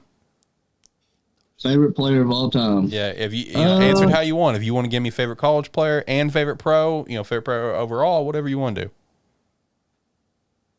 Probably favorite player of all time. Probably Brett Favre on football. I respect that. Shane's happy about that answer. Just the love of the game, the way he played it. I love players like that. They're just like they play for the love. You know what I'm saying? Yeah. And the competitive, like Kobe Bryant and Michael Jordan and stuff like that. Which I wouldn't hear from Michael really, but just people that have that drive like that. That's the people I love to watch. Right. See, I would like Cam Newton in Auburn. Now that was a fun season to watch. That was a fun season to watch. I will not lie. Yeah, he was a dog right there. Flip it on at any point. I would agree with Brett Favre. Brett Favre is probably my top 3 player, if not my favorite player of all time, just because I grew up a Packers fan, and I still am. I still am. And that's mostly because of Brett Favre, and that's really the person that got me wanting to play football because. He didn't care. He went out there and played his best. He didn't care about stats. All he cared about was wins. And he's honestly hated on. You don't ever see him, in Madden games, they have legacy scores and stuff like that. You don't ever see him in the game, ever. No. I haven't seen him in a Madden game since I started playing Madden after he retired. So it's kind of ridiculous, but yeah, I would agree. He's definitely top 3 in mine. And if you want to talk about him just not caring and just really playing for the love of the game, there's that legendary clip or whatever where he just flat out asked one of his teammates, "Hey, I gotta ask, what is cover whatever?" Whatever he said. He's like, "Oh, it's just this and this nickel and yeah, it's like nickel defense," and the guy's like, "It's just." This and Brett's like, that's it. You just take a linebacker and put a cornerback. And Brett's at that point. He's like 5 years in the league. I think he won an MVP at that point. He's just like, what's a nickel defense, guys? and I think that's kind of Brett Favre's mantra, right? He didn't pay attention to different coverages. He knew his basics, but other than that, he just went out there and played football, man. Yeah. If he saw a window, he's gonna fucking slang that thing. He's gonna rocket it in there. So I definitely respect that. Well, Chad, I appreciate hopping on. You were a good conversation. Hopefully, we can get you on here in the future as well, and more guest roles here. You're in the server after all, so hopefully, you can hop on. We are going to be doing live shows starting for the football season. So maybe we can get you back on, have some good conversations. Yes, sir. Anytime y'all need me. All right, man. Well, sounds good. I appreciate being on the show. Thank you. All right, bye. All right, who we hopping on next? It's gonna be Jeremy or Nick. Jeremy said 5 minutes, and that was 2 minutes ago. So 3 minutes. Okay. What's the status on Nick? Nick ready, but he can go last. All right. Okay. Yeah, So we're going to chit chat for the next 3 minutes, waiting for Yeah. him to join up. Let Jeremy know he'll be next. Maybe talk about some things that our last 2 guests talked about. maybe some other things. Yeah. No, the couple good conversations so far. I'm digging this. Looking forward to doing this more, like on live shows, and stuff. I will say, when we get, to our normal shows, we definitely won't have 4 or 5 people lined up on a show. We're not a Pat McAfee show that runs for 3 hours. You know what I mean? We might be. Hey, you never know. This show may be hitting the 2.5 hour mark, but I'm okay with it because it's the first one we've done in like a month and a half. It is, and we're not doing one next week. We're not doing one the week after. So we got to get it all in now. This is our one time. You could break it up into like 4 sections. If wanted to. I could, and that was something I was willing to do. I was willing to record stuff on multiple days if I had to, and I would rope it all together. You could have like a part 1 with Rick, part 2 with Chad. Yeah. Okay. We're not Atlanta fan. We don't get. Here. Look, I would be okay with that if we got monetized on YouTube, but that's not happening yet. Yeah, so we're not there yet. The second we get monetized, each of our videos will be 10 minutes. That is true. That is true. 10 minutes, and we're gonna have the full episode right out there, and then we're gonna break up maybe an episode a day where we're gonna this person talked about this person talked about that. Yeah. I've already got the strategy, bro. All over TikTok, man. Yeah. Okay. Now look, we do need to get on Talk. I know we got to get on Talk. Y'all are getting on Talk. Okay. I know we need to. I know. I've been dragging my feet on that one, not because I'm against it, just because I've been lazy. I know we got to get on Talk. I'll be getting bored, so I'll just be posting stuff. Yeah, keep doing that. Keep bringing some eyes to it. And then, as we continue to grow as well, we're going to get to a point where a terrible football show, and it's going to go for the other shows as well, is that all of them are going to outgrow the Sparky 3 channel. You guys may not have noticed this because I haven't advertised it or anything, but it's there. But we actually have YouTube channels for every show. I just made them about 2 months ago, so that way, whenever it gets to a point where we can start using those channels, and we reach the 100 subscriber mark, whatever, I can immediately change the URL. Because the 2 conditions for that is your channel has to be older than 30 days and have over 100 subs. So yeah, we've got a terrible football show YouTube channel. It's actually linked on the Sparky 3 YouTube channel. If you go to Sparky 3 YouTube channel and go to the about page, it's down there at the bottom. You can go subscribe to it. It only has 4 subscribers because again, I have not advertised it. I wanted this brand to grow and get more of an audience before we start branching off more. The only thing with that is I'm going to change because then when I become particularly a terrible football show, I'm going to change my name again, ATFS. You don't have to. You're still a member of Sparky 3. We got other Sparky 3 shows. Me and you still got to do our talk about movies and stuff. I'm sorry, man. I've been busy. That's on me. Because it all started when I canceled on you because I had shit that popped up where I had to push the show back and do Anime Plus. We still got to do that, especially with Miss Marvel going on right now. Have you been watching it? I just finished the 2nd episode today. Okay. And especially, have you watched it? I've watched first 2 episodes. Yeah. So with the 2nd episode, I'm glad I did because I'm like, man. No, got to wait for the 3rd episode, but luckily I only got to wait 1 day. Yeah, that's right. Tomorrow. Yeah, no, I'm enjoying Miss Marvel so far. I'm pumped for Thor 4. Looking forward to that as well. You got lined up for Thor 4? I think I'm going to go to Fayetteville. Okay. And see it with Iggy? Yep. Shout out. Because the last 2 or 3 movies he's come down here, so I think I'm going to go to Fayetteville, probably spend a weekend up there. That's what's up, yeah. If I can get off. If not, then it'll probably just be a day's drive up there, watch it, come back. Right on. Are there some dope ass theaters up there? I'd imagine so. Kind of like how what we got here with the TAV. Yeah. I don't know if it's on the tavern level, but they definitely have some really good AMC theaters and IMAX theaters. So it's pretty good. Okay. Is Jeremy ready?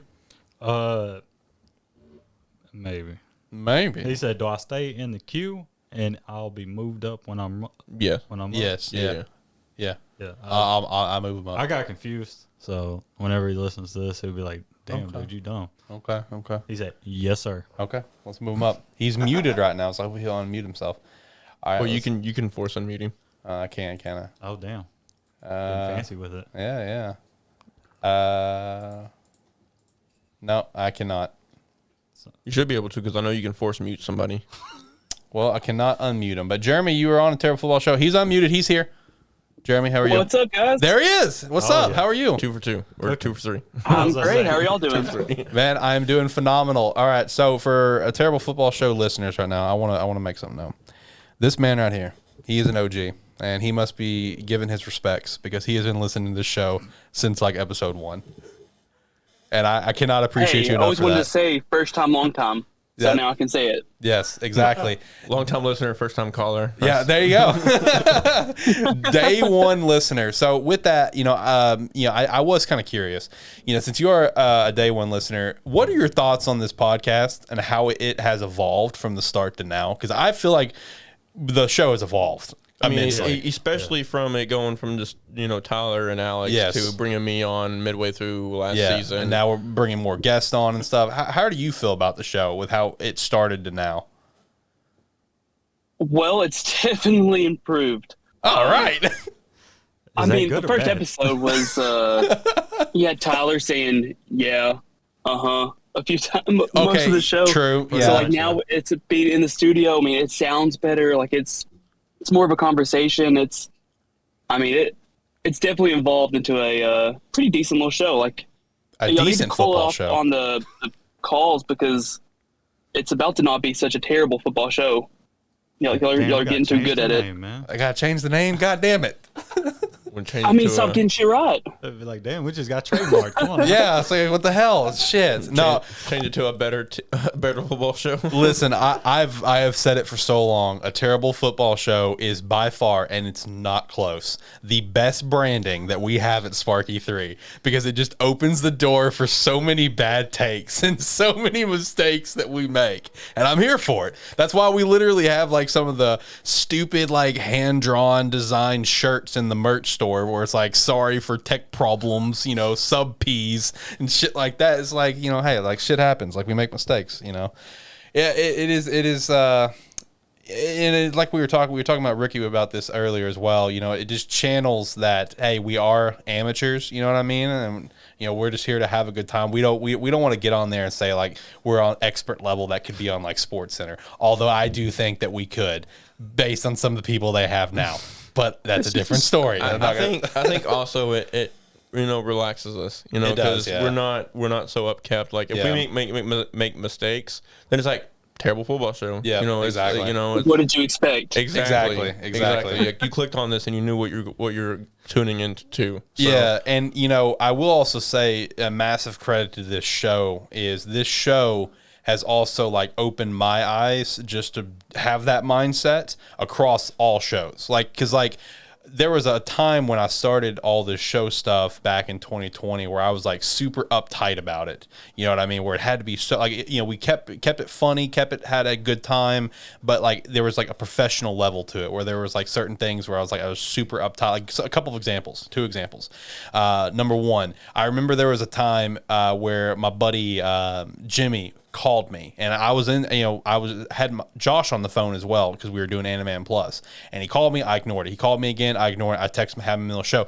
If that would have happened right now, I would have stone cold answered that call. Hey, dude, welcome to Animan Plus. I've done that since. Jared, my buddy Jared, called me and Zach. He called me when me and Zach were in the middle of recording Animan Plus, and I just answered the phone. I'm like, "What's up, dude? Welcome to Animan Plus." He's like, "Wait, are you guys actually recording?" I'm like, "Yeah, we are recording right now." Just shit like that. It's just like don't be so uptight. And a terrible football show has definitely opened my eyes to that for sure. So let's talk about your team. Let's talk about the Falcons because there was a time period where me and Tyler would really dog on the Falcons quite a bit, and I would hear about it from Tyler about how you would just be like, "Man, you guys are just digging in on the Falcons right now." Let's talk about your team. First thing, I want to know your thoughts on this. Obviously, you're gearing for the future. You are in real rebuild phase. I'm not going to sit here, and while I am a Desmond fan, I'm not going to sit here and say that, oh, Desmond is the fucking guy. We'll see if he's the guy. But just how are you feeling with moving on from Matt Ryan and just really the greatest quarterback in Atlanta history, and one of, in my opinion, I'm not going to say top 10 or anything, but one of the best quarterbacks to play in this game, a quarterback who's been an absolute pleasure to watch for me personally, for sure, because really that draft, that 2007 draft, that was the first draft for me that I really got into. So it has been a blessing to watch his career unfold from beginning to now. How are you feeling as a Falcons fan with him moving on to the Indianapolis Colts? And real quick, I want to toss something in there, especially getting a guy like Desmond Ritter over somebody, because I'm pretty sure y'all chose him over like a player like Matt Corral Desmond and Malik and stuff. Yeah. So. Yep. First off, I have chills now after all that Matt Ryan talk. I love Matt Ryan, and I never hear anybody talk good about him. Like, he is great. He possibly could be top 10 quarterback of all time once he's completely done. I mean, his stats are there, but I mean, true. Yeah, phenomenal after hearing somebody say something nice about him. Man, like I said, it's just I have an emotional attachment to, so I grow emotional attachment to things, and Matt Ryan is one of those things I've grown an emotional attachment for, because I'm dead ass serious. Before the 2007 draft and that season, where that was the first football season I really watched. That was, of course, the undefeated Patriots, Giants with the upset. That was my first season I actually watched. So for me as a fan now who's really evolved and to the game and follow as much as I have, dude, I'm telling you, from a non-Falcons fan looking in, like, it has been a literal blessing watching Matt Ryan's career for me. It is an emotional attachment for sure. Man, he's balled out. I mean, my daughter's name is Ryan. I mean, it's Indeed, there's definitely a connection to me. Right. And I went out. I've already bought a Colts jersey because I mean I'm going to support him all year. I mean, the Falcons ain't doing shit. I mean, we're about to go through it a little bit, but they're not they're not doing anything this year. Green light to talk shit. Yeah, there you go. All right, green light's there. All right, let's dog this fucking team. All right, so Ritter, he doesn't have to be great. I mean, this year's going to be pretty much of a shit show. I mean, Mariota's already been benched by Arthur Smith once. I mean, I don't feel like that's going to be a great reunion. But we have money next year, so I mean, as long as Ritter's decent, he could win some shit in Atlanta. I mean, I think there's like 135 to 150 million next year to spend. It's ridiculous. I relate to that because that's how the Bears are. Bears have spent very little this offseason, and I've seen a decent amount of Bears fans that's really questioned Ryan Poles' move so far. It's like, why didn't you get this guy? Why didn't he didn't want to overspend for a wide receiver? Like, we saw what Christian Kirk did to the wide receiver market, a very average receiver busting the market. But what Ryan Poles have done with all of the moves that he's made, trading Khalil Mack among others, is that, bro, we're set up for like $145 million in cap next year. Like, it's insane how much money we have. So I definitely relate to you in that regard.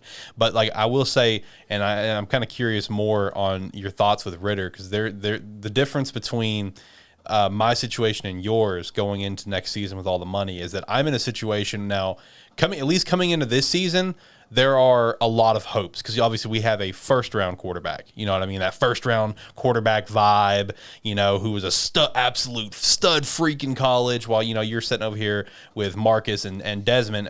How are you feeling towards that? I mean, you're saying Desmond doesn't necessarily have to ball out. Do you think Desmond's going to be the guy, or do you think you guys are going to – if you guys have an absolute shit show this year, okay, and Desmond plays let's just say just okay – or do you think you guys are going to go for a quarterback in the first round next year? I mean, I wanted to. I really wanted to not get a quarterback this year. Just go ahead, lose a lot, maybe get into a possibility to get Bryce. But, I mean, with Ritter, I think I definitely don't think you go quarterback in the draft next year. You kind of hope that he's the guy unless there's a superstar quarterback who's trying to force his way to Atlanta. But, I mean, he won in Cincinnati. I don't know. With his pro comps being Mariota, I'm not real optimistic that he's just going to be the greatest thing ever. I mean, he's definitely not going to be long tenure like Matt Ryan was. Right. Hey, let's not forget the other quarterback on the depth chart. Oh my God! Stop. # all in for Felipe. Stop. So I don't even know if he can be considered a quarterback at this point. I mean, he has taken so many reps at tight end that I honestly believe that we might move him to tight end and use him. I mean, alongside Kyle, 6'7", 230. I mean, I said he was going to start week 1. Oh, shut the fuck. Shut up. I mean, look, and I was all in if Atlanta somehow grabbed Traylon. I was all in for Felipe as a starter, man. I was here for it. I was about to become Atlanta Falcons #1 fan. You need to chill. Yeah, I remember that one. I really wanted Burks, but if it was going to mean that Frank's was going to be my quarterback, I didn't want it. Tough. Well, with that, how are you feeling about London? Because, at least for me personally, I got to tell you, London was by far, and it was not close, and I've said this on record multiple times, London was by far the best wide receiver candidate in this draft. For me personally, I thought London was the absolute best, an absolute freak of nature, and I've had London going to Falcons for God since my first mock boys? I don't remember. Yeah. I mean, it's been forever. How are you feeling about London coming in? Well, I wanted Garrett Wilson. Yep. But I mean, of course, they went London instead. I wasn't thrilled about it, but I will say it kind of eased the pain because I do believe he was on your first mock, and I mean, you were very high on him. Someone likes him, and I think Terry Fontenot is going to do a pretty good job as a GM, and he's pretty good at recognizing talent. So, I mean, I'm going to trust that he's good. Tall receivers are scary, though. That just sounds like someone's going to get hurt. Yeah, wasn't his comparison Mike Evans? Yeah, it was. Vincent Jackson? No, it was Mike Evans. Yeah, Burks was Vincent Jackson. Yeah, which Mike Evans. That's a damn good comparison. Mike Evans is one of the best receivers in this game. Consistently. He's at 1,000-yard season every year he's been in the league, and that's kind of what I see with Drake London. Because when it comes to what you're saying with tall receivers asking for injury sort of thing, that's not necessarily inaccurate because we got to keep in mind he did get hurt this past season. But you also got to look at what he did before he got hurt because he only played 9 games is sticking out to me, but I could be wrong. It might be 7 or 8. But in that time, dude was leading the nation. Before he got hurt, because the dude almost had 1,000 receiving yards in just that short amount of time. Because I think he ended about 979 yards. I know it's very on the money for how many yards, but about that range is what he ended with in just a short amount of time. This dude is an absolute playmaker. Tyler's shaking his head. Was I wrong? Oh wait, that was 2020. You just talking about 2020? It was 2021. Oh, I was about to say he had 33 for 6 games. It was 900 something, I think. Said 900? Yeah, 900. It was most definitely 1,084. Okay, he went over. There you go. In 8 games. In 8 games. He's better than we thought. Yeah, they're better than I thought. Even better. He awesome. had 2 rushing yards. So all right, there you go. You got an extra running back. Watch out, Cordell Patterson. Yeah, you got Cordell Patterson and Drake London that can run the ball. Let's go. But no, I think this guy could be a stud. Williams. We're taking all the Bear rejects. Yeah. Man, I wish we never got rid of Cordell, but I'm glad he's in a place where he's being utilized properly. That's all I'm happy about. How has it taken this long to actually use him the correct way? Every single team was like, hey, we're going to try to give him the ball more, but no one ever was like, hey, we're actually going to give him the ball more. He fucking killed. Dude, I don't get it either, because you got to keep in mind this man was a first-round draft pick. He was a first-round draft pick as basically a returner and as a playmaker, and Minnesota didn't use him properly, who drafted him. The Bears didn't. I forgot who else he played for. Did he play for New England maybe? Patriots, yeah. Yeah, he got a ring. Yeah, no one used him the right way until he came down to Atlanta. And you know what? I just thought of something as well, where you said Bears rejects. You guys, that is not necessarily inaccurate, because you got to keep in mind, you also got my favorite player of all time, Devin Hester. Yep. Went from Chicago to Atlanta. So that's not necessarily inaccurate. You guys tend to get Bears rejects. It just seems to be the place. I don't know. I did love Devin Hester. Ooh. Man, that's my guy right there. Now, one thing that Tyler threw in here that it's a very fair question. It's never too late to get your opinion on this. How did you feel about the Calvin Ridley stuff? How are you feeling towards that? Well, it's not great. When your wide receiver just kind of quits on you. I think the Falcons did a good job with how they handled him. If it was really mental health issues or not. But I hope we can still get a 2nd-round draft pick for him. He's you put him on almost every team, he's going to be your number 1 receiver. But we got a 2nd for Julio, a 4th for Matt, 3rd for Matt. Mm-hmm. So maybe get a 2nd for Calvin. He's not coming back to Atlanta. He's no way. No, he's done. Especially with the suspension he has now, Atlanta's going to want to get rid of him as well. Yeah, and now the values just plummeted too. You can't get suspended for gambling. Right. Yeah. No, I mean, the value is shot. You guys would be lucky to get a 3rd-round draft pick at this point. But you know who would give that 3rd-round draft pick, though? It'd probably be Bill Belichick up in New England, honestly, is who would probably make that pull. Yeah. Like, let's be real. That's who would make that deal. 100%. Calling it now. Calvin Ridley is going to be a New England Patriot here in a year or two. I'm calling that right now. We traded Sanu to him for a second whenever he was already washed up. So, I mean, that's actually, yeah. We could get 2 firsts for him. I don't know. Yeah. Bill don't care. He'll trade the farm for him. Yeah, true. What are your overall expectations just for this season? I know we already kind of touched on it a little bit. Just looking to kind of wind down here. Do you think bottom of the AFC South? I mean, NFC South, is that what's going to happen here? Or are we thinking number 1 overall draft pick? Because that's what I think. Definitely top 3. I mean, yeah. The Panthers are pretty shitty. I mean, fair. I mean, they might get a new quarterback. They might not. I don't know. I don't know what's going on with them. But, I mean, they're playing the NFC West, AFC North. I mean, 5 wins seems like you have to be optimistic to believe it. I mean, it's okay. The defense is not going to be good. The offense should be decent, but, I mean, you're not going to be able to stop anybody. So it's going to be bad. 5-12 if we're lucky. Maybe 4th overall pick.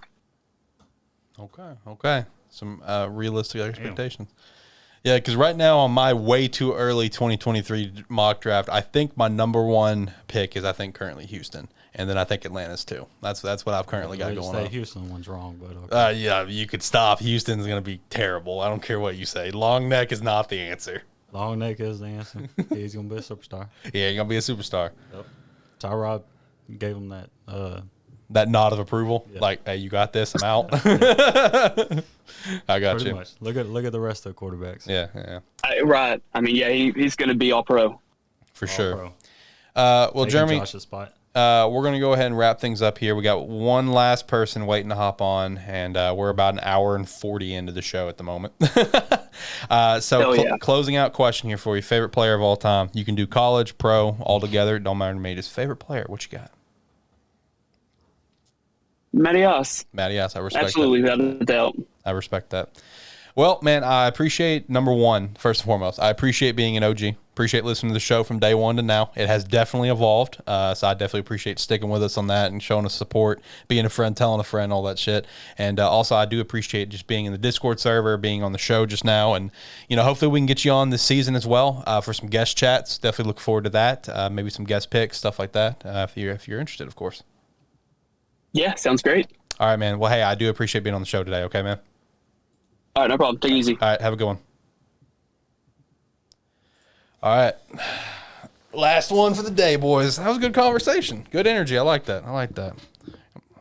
Matty Ice is a great quarterback for sure. It needs to be chatted about more. I think it will be chatted about more, especially coming in this season, because Indy is stacked, in my opinion. So, yeah. And I think it's going to shine. I think we're going to see I'll be honest, when it comes to Matt Ryan, I think we're going to see the same sort of thing that we saw with Matt Stafford in his first year in LA. I really do think. I get it. I understand the AFC has, we've talked about before, legit 7 Super Bowl contenders. I get it. But I do think Indianapolis can really pull some strong plays for sure. He has a solid running back now. That is true. First time since Michael Turner the Burner. Yep. So shout out to that. Oh, Devontae Freeman was pretty solid. Yeah, he was all right for a year. Let's pump the brakes on that. That's all you needed. They had 1 year of pretty decent success with him and Tevin Coleman. So that was really it. And then Tevin Coleman left thinking that he would be the guy somewhere, and never was. Yeah. I mean, my favorite player of all time, Steven Jackson, was there when he was That's there. true. That's true. I had a little bit of a flashback here recently. Really got to touch on the nostalgia vibes, because I recently picked up a PSP just for shits and gigs, because Game Exchange had some. They were only $100, pretty cheap, right? But I also picked up Madden 12. It's over there right now. I'm sitting there just dicking off, going through it. Is that the one with Peyton Hillis? That's one with Peyton Hillis. And I'm sitting there just kind of going through it. Saw Steven Jackson on the Rams still. Just having, I was having a good time. I was like, damn, hitting the nostalgia vibes right now. I've been watching this guy on YouTube. the channel C4, and he's been doing. Oh yeah. He's been doing modded Madden 22 retro rebuilds, and he starts off like the Madden 2012, which is a 2011-2012 season. Yeah.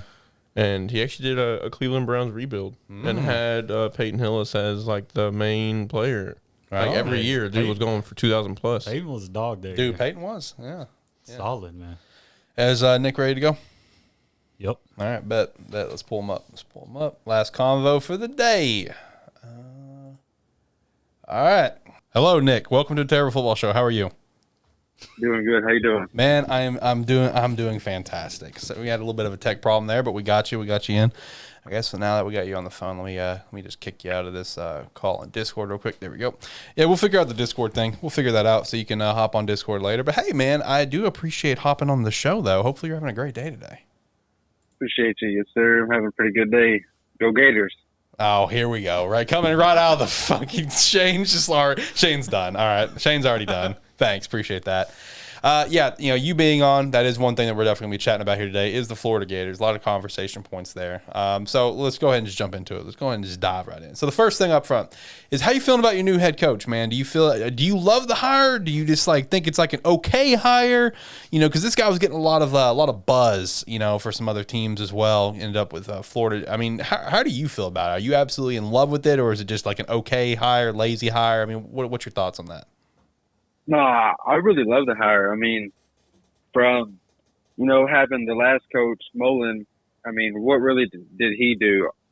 He had me not happy about recruiting. The new coach, Billy Napier, has me happy about recruiting. Not only that, he's been at Clemson with Dabo Swinney, Alabama with Nick Saban. He took Louisiana to 4 Sun Belt title games. I think it hasn't been done in, quite some time. Not only that, but, not what I think, it's about what the players think. And I think that, they're really happy with the new coach. I was listening to one of my friends' podcasts, Getting Swamp podcast, and he talked with a player. And, he said that the new coach, Coach Nape is influence, getting all the guys in reps with other groups, the 1s, 2s, and 3s. I really like that. And, there's no more seniority play over, starting, Emery starting because he committed first over Richardson or, whatever. Right.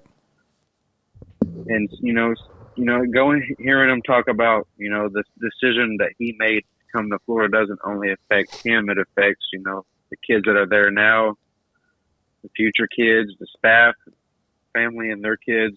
I think it is a really humble coach. Not only that, but, before we couldn't tackle and, hearing that Mullen, put out, McDonald's and Wendy's for basically 4 years. And we see these kids, no wonder why they can't tackle. They actually have cheese that melts. He's got his change the nutrition program. I really like the hire. I really do. Okay. What is your expectations coming into this year? You already kind of touched on the player. What's your expectations on Anthony Richardson coming into this season? And can you also dive deeper into that and give me the full breakdown for why he will not be the best quarterback out of Florida because Tyler Van Dyke's in Florida as well? So what's your thoughts on Anthony Richardson coming in this year? Damn. That's funny. We'll revisit this at the end of the year. I'll be more than happy to revisit this at the end of the year, yes. One of the main things I like seeing online in the Gators breakdown whenever they had a video of Anthony, he's talking about, starting, now that he's going to be taking over the team. He never saw it as like, him being the face of the program. He's seen it as like him being part of the team. He's just a quarterback, it's a team effort. I'm just one guy out of 11 guys or 12 guys, 11. Hearing that and, he says he don't think anyone on the team is focus on individual stats. So, like, padding the stats. I think if the O-line improves, our wide receiver group is I guess. We got the new addition of Ricky Pearsall from Arizona or Arizona State. I'm not sure. So hopefully the wide receiver group does well this year. We lost some players in the last few drafts. True. I know he's got wheels. I want to say Heisman, but it's really a team effort. So he's going to need the O-line to come through, because Florida really ain't had no O-line in the past couple of years. If you look at it, especially running the ball. Right. That also gets back to the recruiting standpoint. But I think Anthony is the best quarterback in Florida, and we'll see that, this year, time and time again. Yeah, I think we'll see time and time again how TVD is the best quarterback in Florida, but a different story. Now, what is overall thoughts for the team coming into 2022 outside of just Anthony Richardson? Because, in Florida Nation, of course, there's a lot of hopes with a new head coach, of course, who's really bringing the energy. I've already started to see some of the energy he's been putting online, as well as Anthony Richardson and stuff. But there's also a decent amount of people that is just really under the impression, because of how other things are kind of set up for the SEC East for this year, is that Florida is going to eat butt, like up front. Like there's two different sides to Florida thoughts at the moment among the fandom. Is that one side they're going to show a lot of potential, a lot of promise. The other side they're just going to eat some ass. What is your obviously as a Florida fan, you're hoping and thinking there's going to be a potential, but realistically speaking, how do you think this team's going to do coming into this season? I think we win 8 or 9 games. Honestly, I think the people who are seeking, they're jumping the gun quick, or, the ones that are looking in July and like, oh, look at our recruit list. I know it's July, but, there's still plenty of time, time to go, time to work, especially with this new recruiting era with the NIL, Right. It's been happening for years, but we've seen bowl cut, Kirby, under the table. But, I think they're the best team in Florida.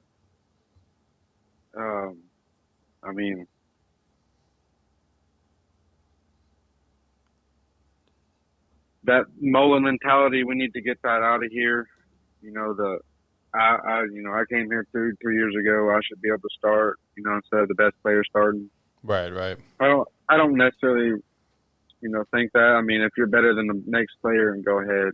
But, like last year we had Damian Pierce, who's, I don't think any of the other backs, Malik Davis was drafted. Damian Pierce was only limited to maybe 27 carries a game, but dude was like our best back. We got that Clemson transfer to Marcus Bowman. We got the Miami transfer, Lingard. I think we're looking, I like the team all around. And there's one guy in particular I want y'all to keep your ears open for. Okay. Donovan McMillan, the safety. I really like the kid. Okay. Real. Now, coming from an Arkansas fan, and an outside perspective, I've always had this kind of not hatred, but also respect for Florida, going back to the days of, Tim Tebow and getting that call of the tripping call that in my opinion cost us that game. But, just from an outside perspective, looking at Florida, I think Florida's going to be a toss-up this year. It really depends on the East. If it's an East Conference like it was last year, in my opinion, I think Florida could have a very tough year, because you're going to have a team like Georgia, Kentucky, Tennessee's on its way up. South Carolina's on their way up. So it really depends. Vanderbilt. I think all right. I think it really depends on what kind of year, in my opinion, for what Florida's going to have is going to be based on what how the teams in the East are going to look, right?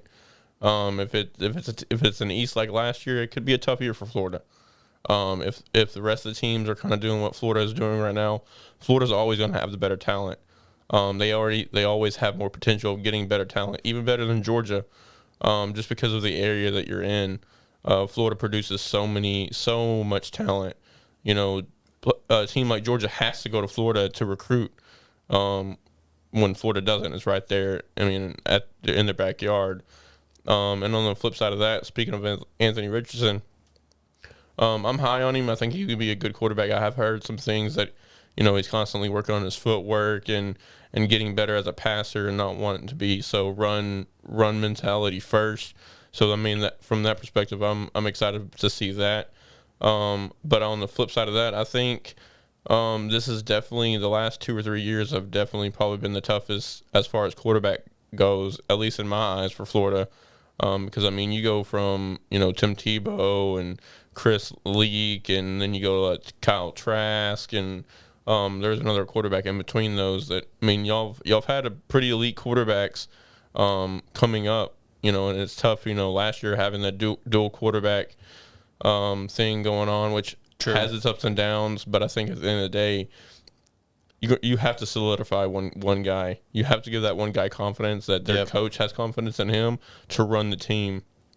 I like, you know, like I said, there's ups and downs with dual packages, but I think at the end of the day, with Anthony Richards having Richardson having the confidence saying that, hey, Napier said that I'm the guy, I'm going to be carrying this team, I'm going to be the quarterback. I think that's going to give him another level of confidence that we probably haven't seen yet before him. So I'm excited to see that. But what are your thoughts on that? Yeah, I mean, I think if the team, you know, like I've seen, you know, good things on the On3 recruit or On3 website, you know, it seems like players are, you know, they're happy that, you know, the energy and everything like that's starting to become better. You know, everybody's working with each other. Guys are rotating. I think, you know, that I really can't remember as far as back when Tebow played and the tripping play incident happened. I do remember a lot of people giving me some shit back in the day, but it was a long time. Oh, for sure. Now, what are your thoughts on as far as what Florida's going to do this year? As far as like, do you agree with me as far as like, is it based on, you know, what other East looks like, or is it more of you just think, you know, Florida is going to be putting it together this year and pretty much tidying up and doing what we think Florida should do, or do you think kind of like on my side, is it kind of more based on what the rest of the East is going to do? I kind of have a mix there. You know, I want to say it just depends on Florida, but then again, you know, I've been hearing Kentucky is going to be hot. I mean, Tennessee is going to be, you know, hot. You know, so I want to say I sort of agree with you there. You know, it is going to kind of depend on the other teams, Georgia, but also, you know, the team that walks out of that locker room, you know, one team's going to win, one's going to lose, you know. Yeah, I agree. You know, they should continue fighting all the way. Oh, for sure. And I think if Florida can play to their potential, right, then they're always going to be in the mix. But if we see a team like last year where, you know, you lose to a Kentucky in the Swamp, if I'm not mistaken. But also, like, I don't think I've seen the East as strong as they were last year in 10 years. Yeah, the East is in a very good position right now for the SEC because, I mean, you got to think, you know, number one, you've, of course, got Georgia, and then, you know, South Carolina's on the rise with Spencer going over there, and they were already on the rise to begin with anyway before Spencer got there. And Kentucky is one to seriously watch for because that quarterback, I think it's Will Levis, I believe is his name. Will Levis, dude, that he's a stud. He's an absolute stud, potential first-round draft pick. We'll see. You know, and then Tennessee's kind of up on the rise as well. I don't think Tennessee's going to be a contender. I'm not going to sit there and say that by no means. No, but Tennessee's going to be they're going to be fighting in games. games. Yeah, they're going to be a dark horse. You know what I mean? Like, they're going to be a potential upsetter. And, you know, Florida's in that same position. In my opinion, for me, outside looking in, and this is no, because, like, I want to stress, you know, I'm just, you know, I dog you right now with TVD just for shits and gigs. I don't have a lot of hatred towards Florida. My hatred is 100% towards fuck Florida State. All right, I don't have any hatred really towards Florida. Let me stress that. But from the outside looking in, like, I feel like Florida is in the kind of the same position as like a Tennessee, where it's like they're on the rise and they can really be a fighting dark horse team. But I don't think they're going to go very far. You know, do I think they can win, you know, enough games to get to a bowl game? Absolutely. I think that potential's there. But for the 2022 season, I think that this is going to be just, we're going to make it to a bowl game and call it good. You know, I think you guys are going to be in the same realm as a Tennessee, where you guys can be a dark horse fighting team. But I think when it comes to the SEC East, of course, Georgia 1, Kentucky 2, I'd even say South Carolina 3. That's my opinion. Now, how do you feel towards that opinion there? Do you think, you know, obviously you're a big Florida fan, so it's kind of tough, you know, to say otherwise. But I mean, do you kind of feel that same way, where at least for this season, Billy's first year, you guys are kind of in the same realm as a Tennessee, where it's like a strong, hard-nosed, fighting dark horse team that could probably make a bowl game, and that kind of be your ceiling for 2022? And real quick, before you answer, I'm gonna kind of throw this in. I think it very well could be a season like this, right, where you go 5-7, 6-6. But you lose, you know, 2, 3, 4 games by less than one possession. Yeah, well, less than one possession against good teams. Yeah, so it can kind of make or break. You know, if they're able to somehow find out how to win, then yeah, you could see an 8-win team, 9-win team. Right. But I think at the end of the day, I think with Billy Napier's first year, and how strong the East was last year, I think you are going to see a 5-7, 6-6 team. Hopefully 7-5, but I think 6-6 is probably fair for right now. But I honestly think a lot of those games are going to probably be lost less than one possession. It's going to be close, yeah. Yeah, I agree with that. You know, because you know, it is Billy's first year. You know, he hasn't got a chance to get his players in. Sure, still got to work on that recruiting. I like that they snagged Kamari Wilson from Georgia, from IMG. You know, that he broke that curse. I think, you know, Miami did wrong. They picked up Emory Williams a couple of days ago as quarterback. This Saturday, everybody can mark their calendar. It's Jalen Rashada Day. Rashada, that's the man. I don't know. There. I don't, you know, nothing's for sure, but I say put a Gator beside it. Oh, yeah, but yeah, for this year, you know, there's so much intangibles. You know, Richardson gets hurt. You know, we got Jack Miller. I didn't really see enough of him to say, oh, we can go win 6 games, because, you know, he looked like shit. Anthony, if you know, Dan was right, which, you know, people said he lied about Anthony getting hurt and doing a cartwheel and a backflip and getting hurt. You know, that wasn't true. You know, he goes down and something happens to him. You know, it's, you know, those 8-9 wins, I think, are right out the window. You know, now we're looking at maybe a 4-win season. Right. Yeah. No, that's fair. But I guess it was, you know, biased to jump in and say 8-9 because that's what I'm, you know, hoping for. But on the realistic side, yeah, 6-7 wins. Oh, Penn State going 12-0. You need to calm down. But a 6 and 7 win season is not bad, you know, in your situation where it's, you know, first year head coach. Because as long as you if it's a situation like what Shane's saying, right, where it's like, close losses, then, there's still going to be a lot of hope because talking NFL side there, you can really relate that to how the Chargers was this past season. Very disappointing season for the Chargers, not making the playoffs and coming down to, that overtime. It should have never came down to that overtime thing with the Raiders for them to make it in or not. You look at their season, they had multiple games where the Chargers, lost by literally a field goal or a touchdown. You know what I mean? So I kind of relate that to Florida here. Is that's going to be what Florida could look like for this first year, and then have that chance to catapult into something better, especially like what you said, Nick, about Billy getting a chance to get his guys in there.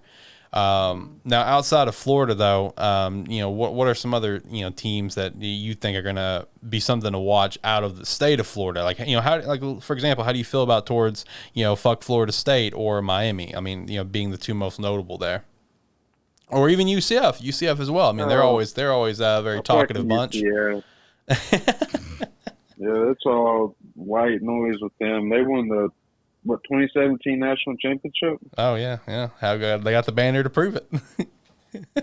And the rings.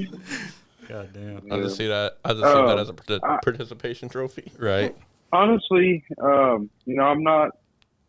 haven't really checked into it a whole lot. I do kind of like Oregon, I guess you could say, because of the uniforms. But I don't know if Oregon... I don't know if Oregon's going to be that team to just, they did beat Ohio State last year, but I will say they're going to walk away with their Pac-12 though. Okay. Yeah, they will. Okay. If Miami can win the ACC championship, that would be nice because right now they got the same as Florida ACC championships. I will say this: college football is better when Florida and Miami are good. That's true. Yeah, sure. Not necessarily when Florida State's good. Yeah, fuck Florida State. Can I get a fuck Florida State out of you? Fuck Florida State. There we go. Yeah, we're all on agreement. I got a question. Not really a question, but y'all know what the season is going to be like for Florida State? I'm going to say mid. Honestly, I mean, I don't think they're in a position to be that team. I think with the shit show that's been the last 2 years, given I've loved every second of it, I don't think they're going to make a quick comeback in 1 year. I don't think so either. I mean, if it says anything about like, I'm a big believer in signs. You know what I mean? I'm a massive, massive believer in signs. If there's any sign that says anything about how Florida State's going to be, it's the recruit backing out of Florida State and going to Jackson State. All right, the number one recruit in the nation saying fuck Florida State. I'm going to Jackson State. To me, that is a sign that Florida State's about to feel it. Yeah, and honestly, it goes back to that, right? There's got to be things. Of course, it could have been just the money. Yeah, he could have been completely fine with Florida State and playing for his idol. Of exactly. Course, but those things could have been happening. But honestly, I think there's something internally inside of Florida State that's just not right now. True. And then I think when it comes down to it, like losing a player like that, it hurts because then other recruits like, okay, if he backed out, why is he backing out? Exactly. It's the number. It's like, that was the number one prospect in the nation going to a Division I, team and decides to go to FCS team instead. Like as a number one, like what? Why would he do that? Yeah. So that is a good point. That's gonna kind of raise some eyes to recruits. So to answer your question, I think they're going to be horribly mid, which is wonderful for everyone here right now. All four of us. That's a wonderful feeling. I say it's going to be long. Okay. Like long, Nick. You need to stop. If you look at their schedule, like if you took Florida State's name out of it and you looked at their schedule, 11 wins, 10 wins. Which that's another thing. Duquesne, Nebraska. That's another thing. They are playing in the ACC, right? It's probably one of the easiest schedules I've seen. Yeah, run through the schedule. What do we got? We got Duquesne, LSU, Louisville, Boston College, Wake Forest, that might be a loss, NC State, lost, Clemson, Georgia Tech, Miami, Syracuse, Louisiana, and Florida. That's an easy schedule. always. But right now, knowing that it's Florida State, 6 losses immediately. Yeah, like there's at least 6 or 7. LSU could be a loss. Clemson's gonna be a loss. Florida's a loss. I think Wake's a loss. Wake Forest is a loss. Miami's a loss. I mean, that's 5 right there. Yeah. Like if you just take fucking Florida State's name out of it, Yeah. that's a fucking But playoff team right there. you give a team like Arkansas or Penn State that schedule, Undefeated. It's dumb. yeah, Easy. But like I mean, that's easy walks. Easy. hey, two. I don't games know. easy. Arkansas lose to like North Texas, but Okay, that's Now it's different era. I'm not even an Arkansas fan, Chad Morris and I'll era. defend Let's that's a skip- different let's era. skip that, okay? No, That loss is still funny though. they'll beat like a number 1 Alabama team or LSU team, but lose to like Fucking Texas Syracuse. Southern. I do Community agree. college or I think that's something. always been Arkansas's number one issue is Play to the talent. we play to the talent we're playing, right? If we Yeah. play in Alabama, Yeah. we're going to play up to them. But if we're playing a team like the Citadel, then you know, Man says the Citadel. you know, we tend to kind of skip over them like, oh, this is going to be an easy win. So therefore, they come out and pull off an 80-yard fake punt. like a Right. Stanford. So, I mean, that's always been Arkansas's issue. Now, luckily, only time I saw that last year was against Rice, the very first game of the year. I knew, you know, being at that game that we had more talent than them, and it showed later on in the game. But in the first half, I mean, we were losing. So it's like, what the fuck are we doing here? Right. But I mean, Sam Pittman has got some guys, you know, working, not overlooking anybody. So Arkansas right now with that schedule, easy 10-win season. I mean, I think they got a good coach. Yeah, Arkansas's got a good coach lined out. That's for sure. No doubt about And that. not even that, we've got a good coaching staff. That's also what true. matters. Yeah, that's what that's, matters. that's also true. Yeah. Nick, we're gonna go ahead and wrap things up with you here. All right, man. Last question Appreciate for you. y'all having me on. Last question for you. Favorite player of all time. You can do college or pro. It don't matter. Or do both. I don't care. Your choice. Favorite football player of all time. All right, I'm gonna start with pro. Okay. I'm just kidding. I don't really watch pro. I'm gonna go college. I'm gonna say Brandon Spikes. I'm a big defensive player. I like that. Back in the day, I was linebacker for the Titans for future Panthers. So you know, when I was little, I you know, my dad and my family we'd always watch the Razorbacks. And they'd always be talking about the defense sucks, the Razorbacks suck. And so, you know, my first game I watched was Florida versus Georgia. At the time, I was like, you know, I liked red, but I was like, no, I like blue now. So, you know, I've been a Gators fan ever since. Okay. Brandon Spikes, though. I like that. Rex Grossman. I think Sexy Rexy. Let's go. I think you just mentally aroused Alex over here. One of the best interactions with one of my friends on social media ever was my buddy Drew said something about he mentioned something about Rex Grossman, and I just responded, "Oh, sexy Rexy," and he responded, "That's gross, man," and I'm like, I love you. That's one of the best things that I've ever seen. That's awesome. God damn.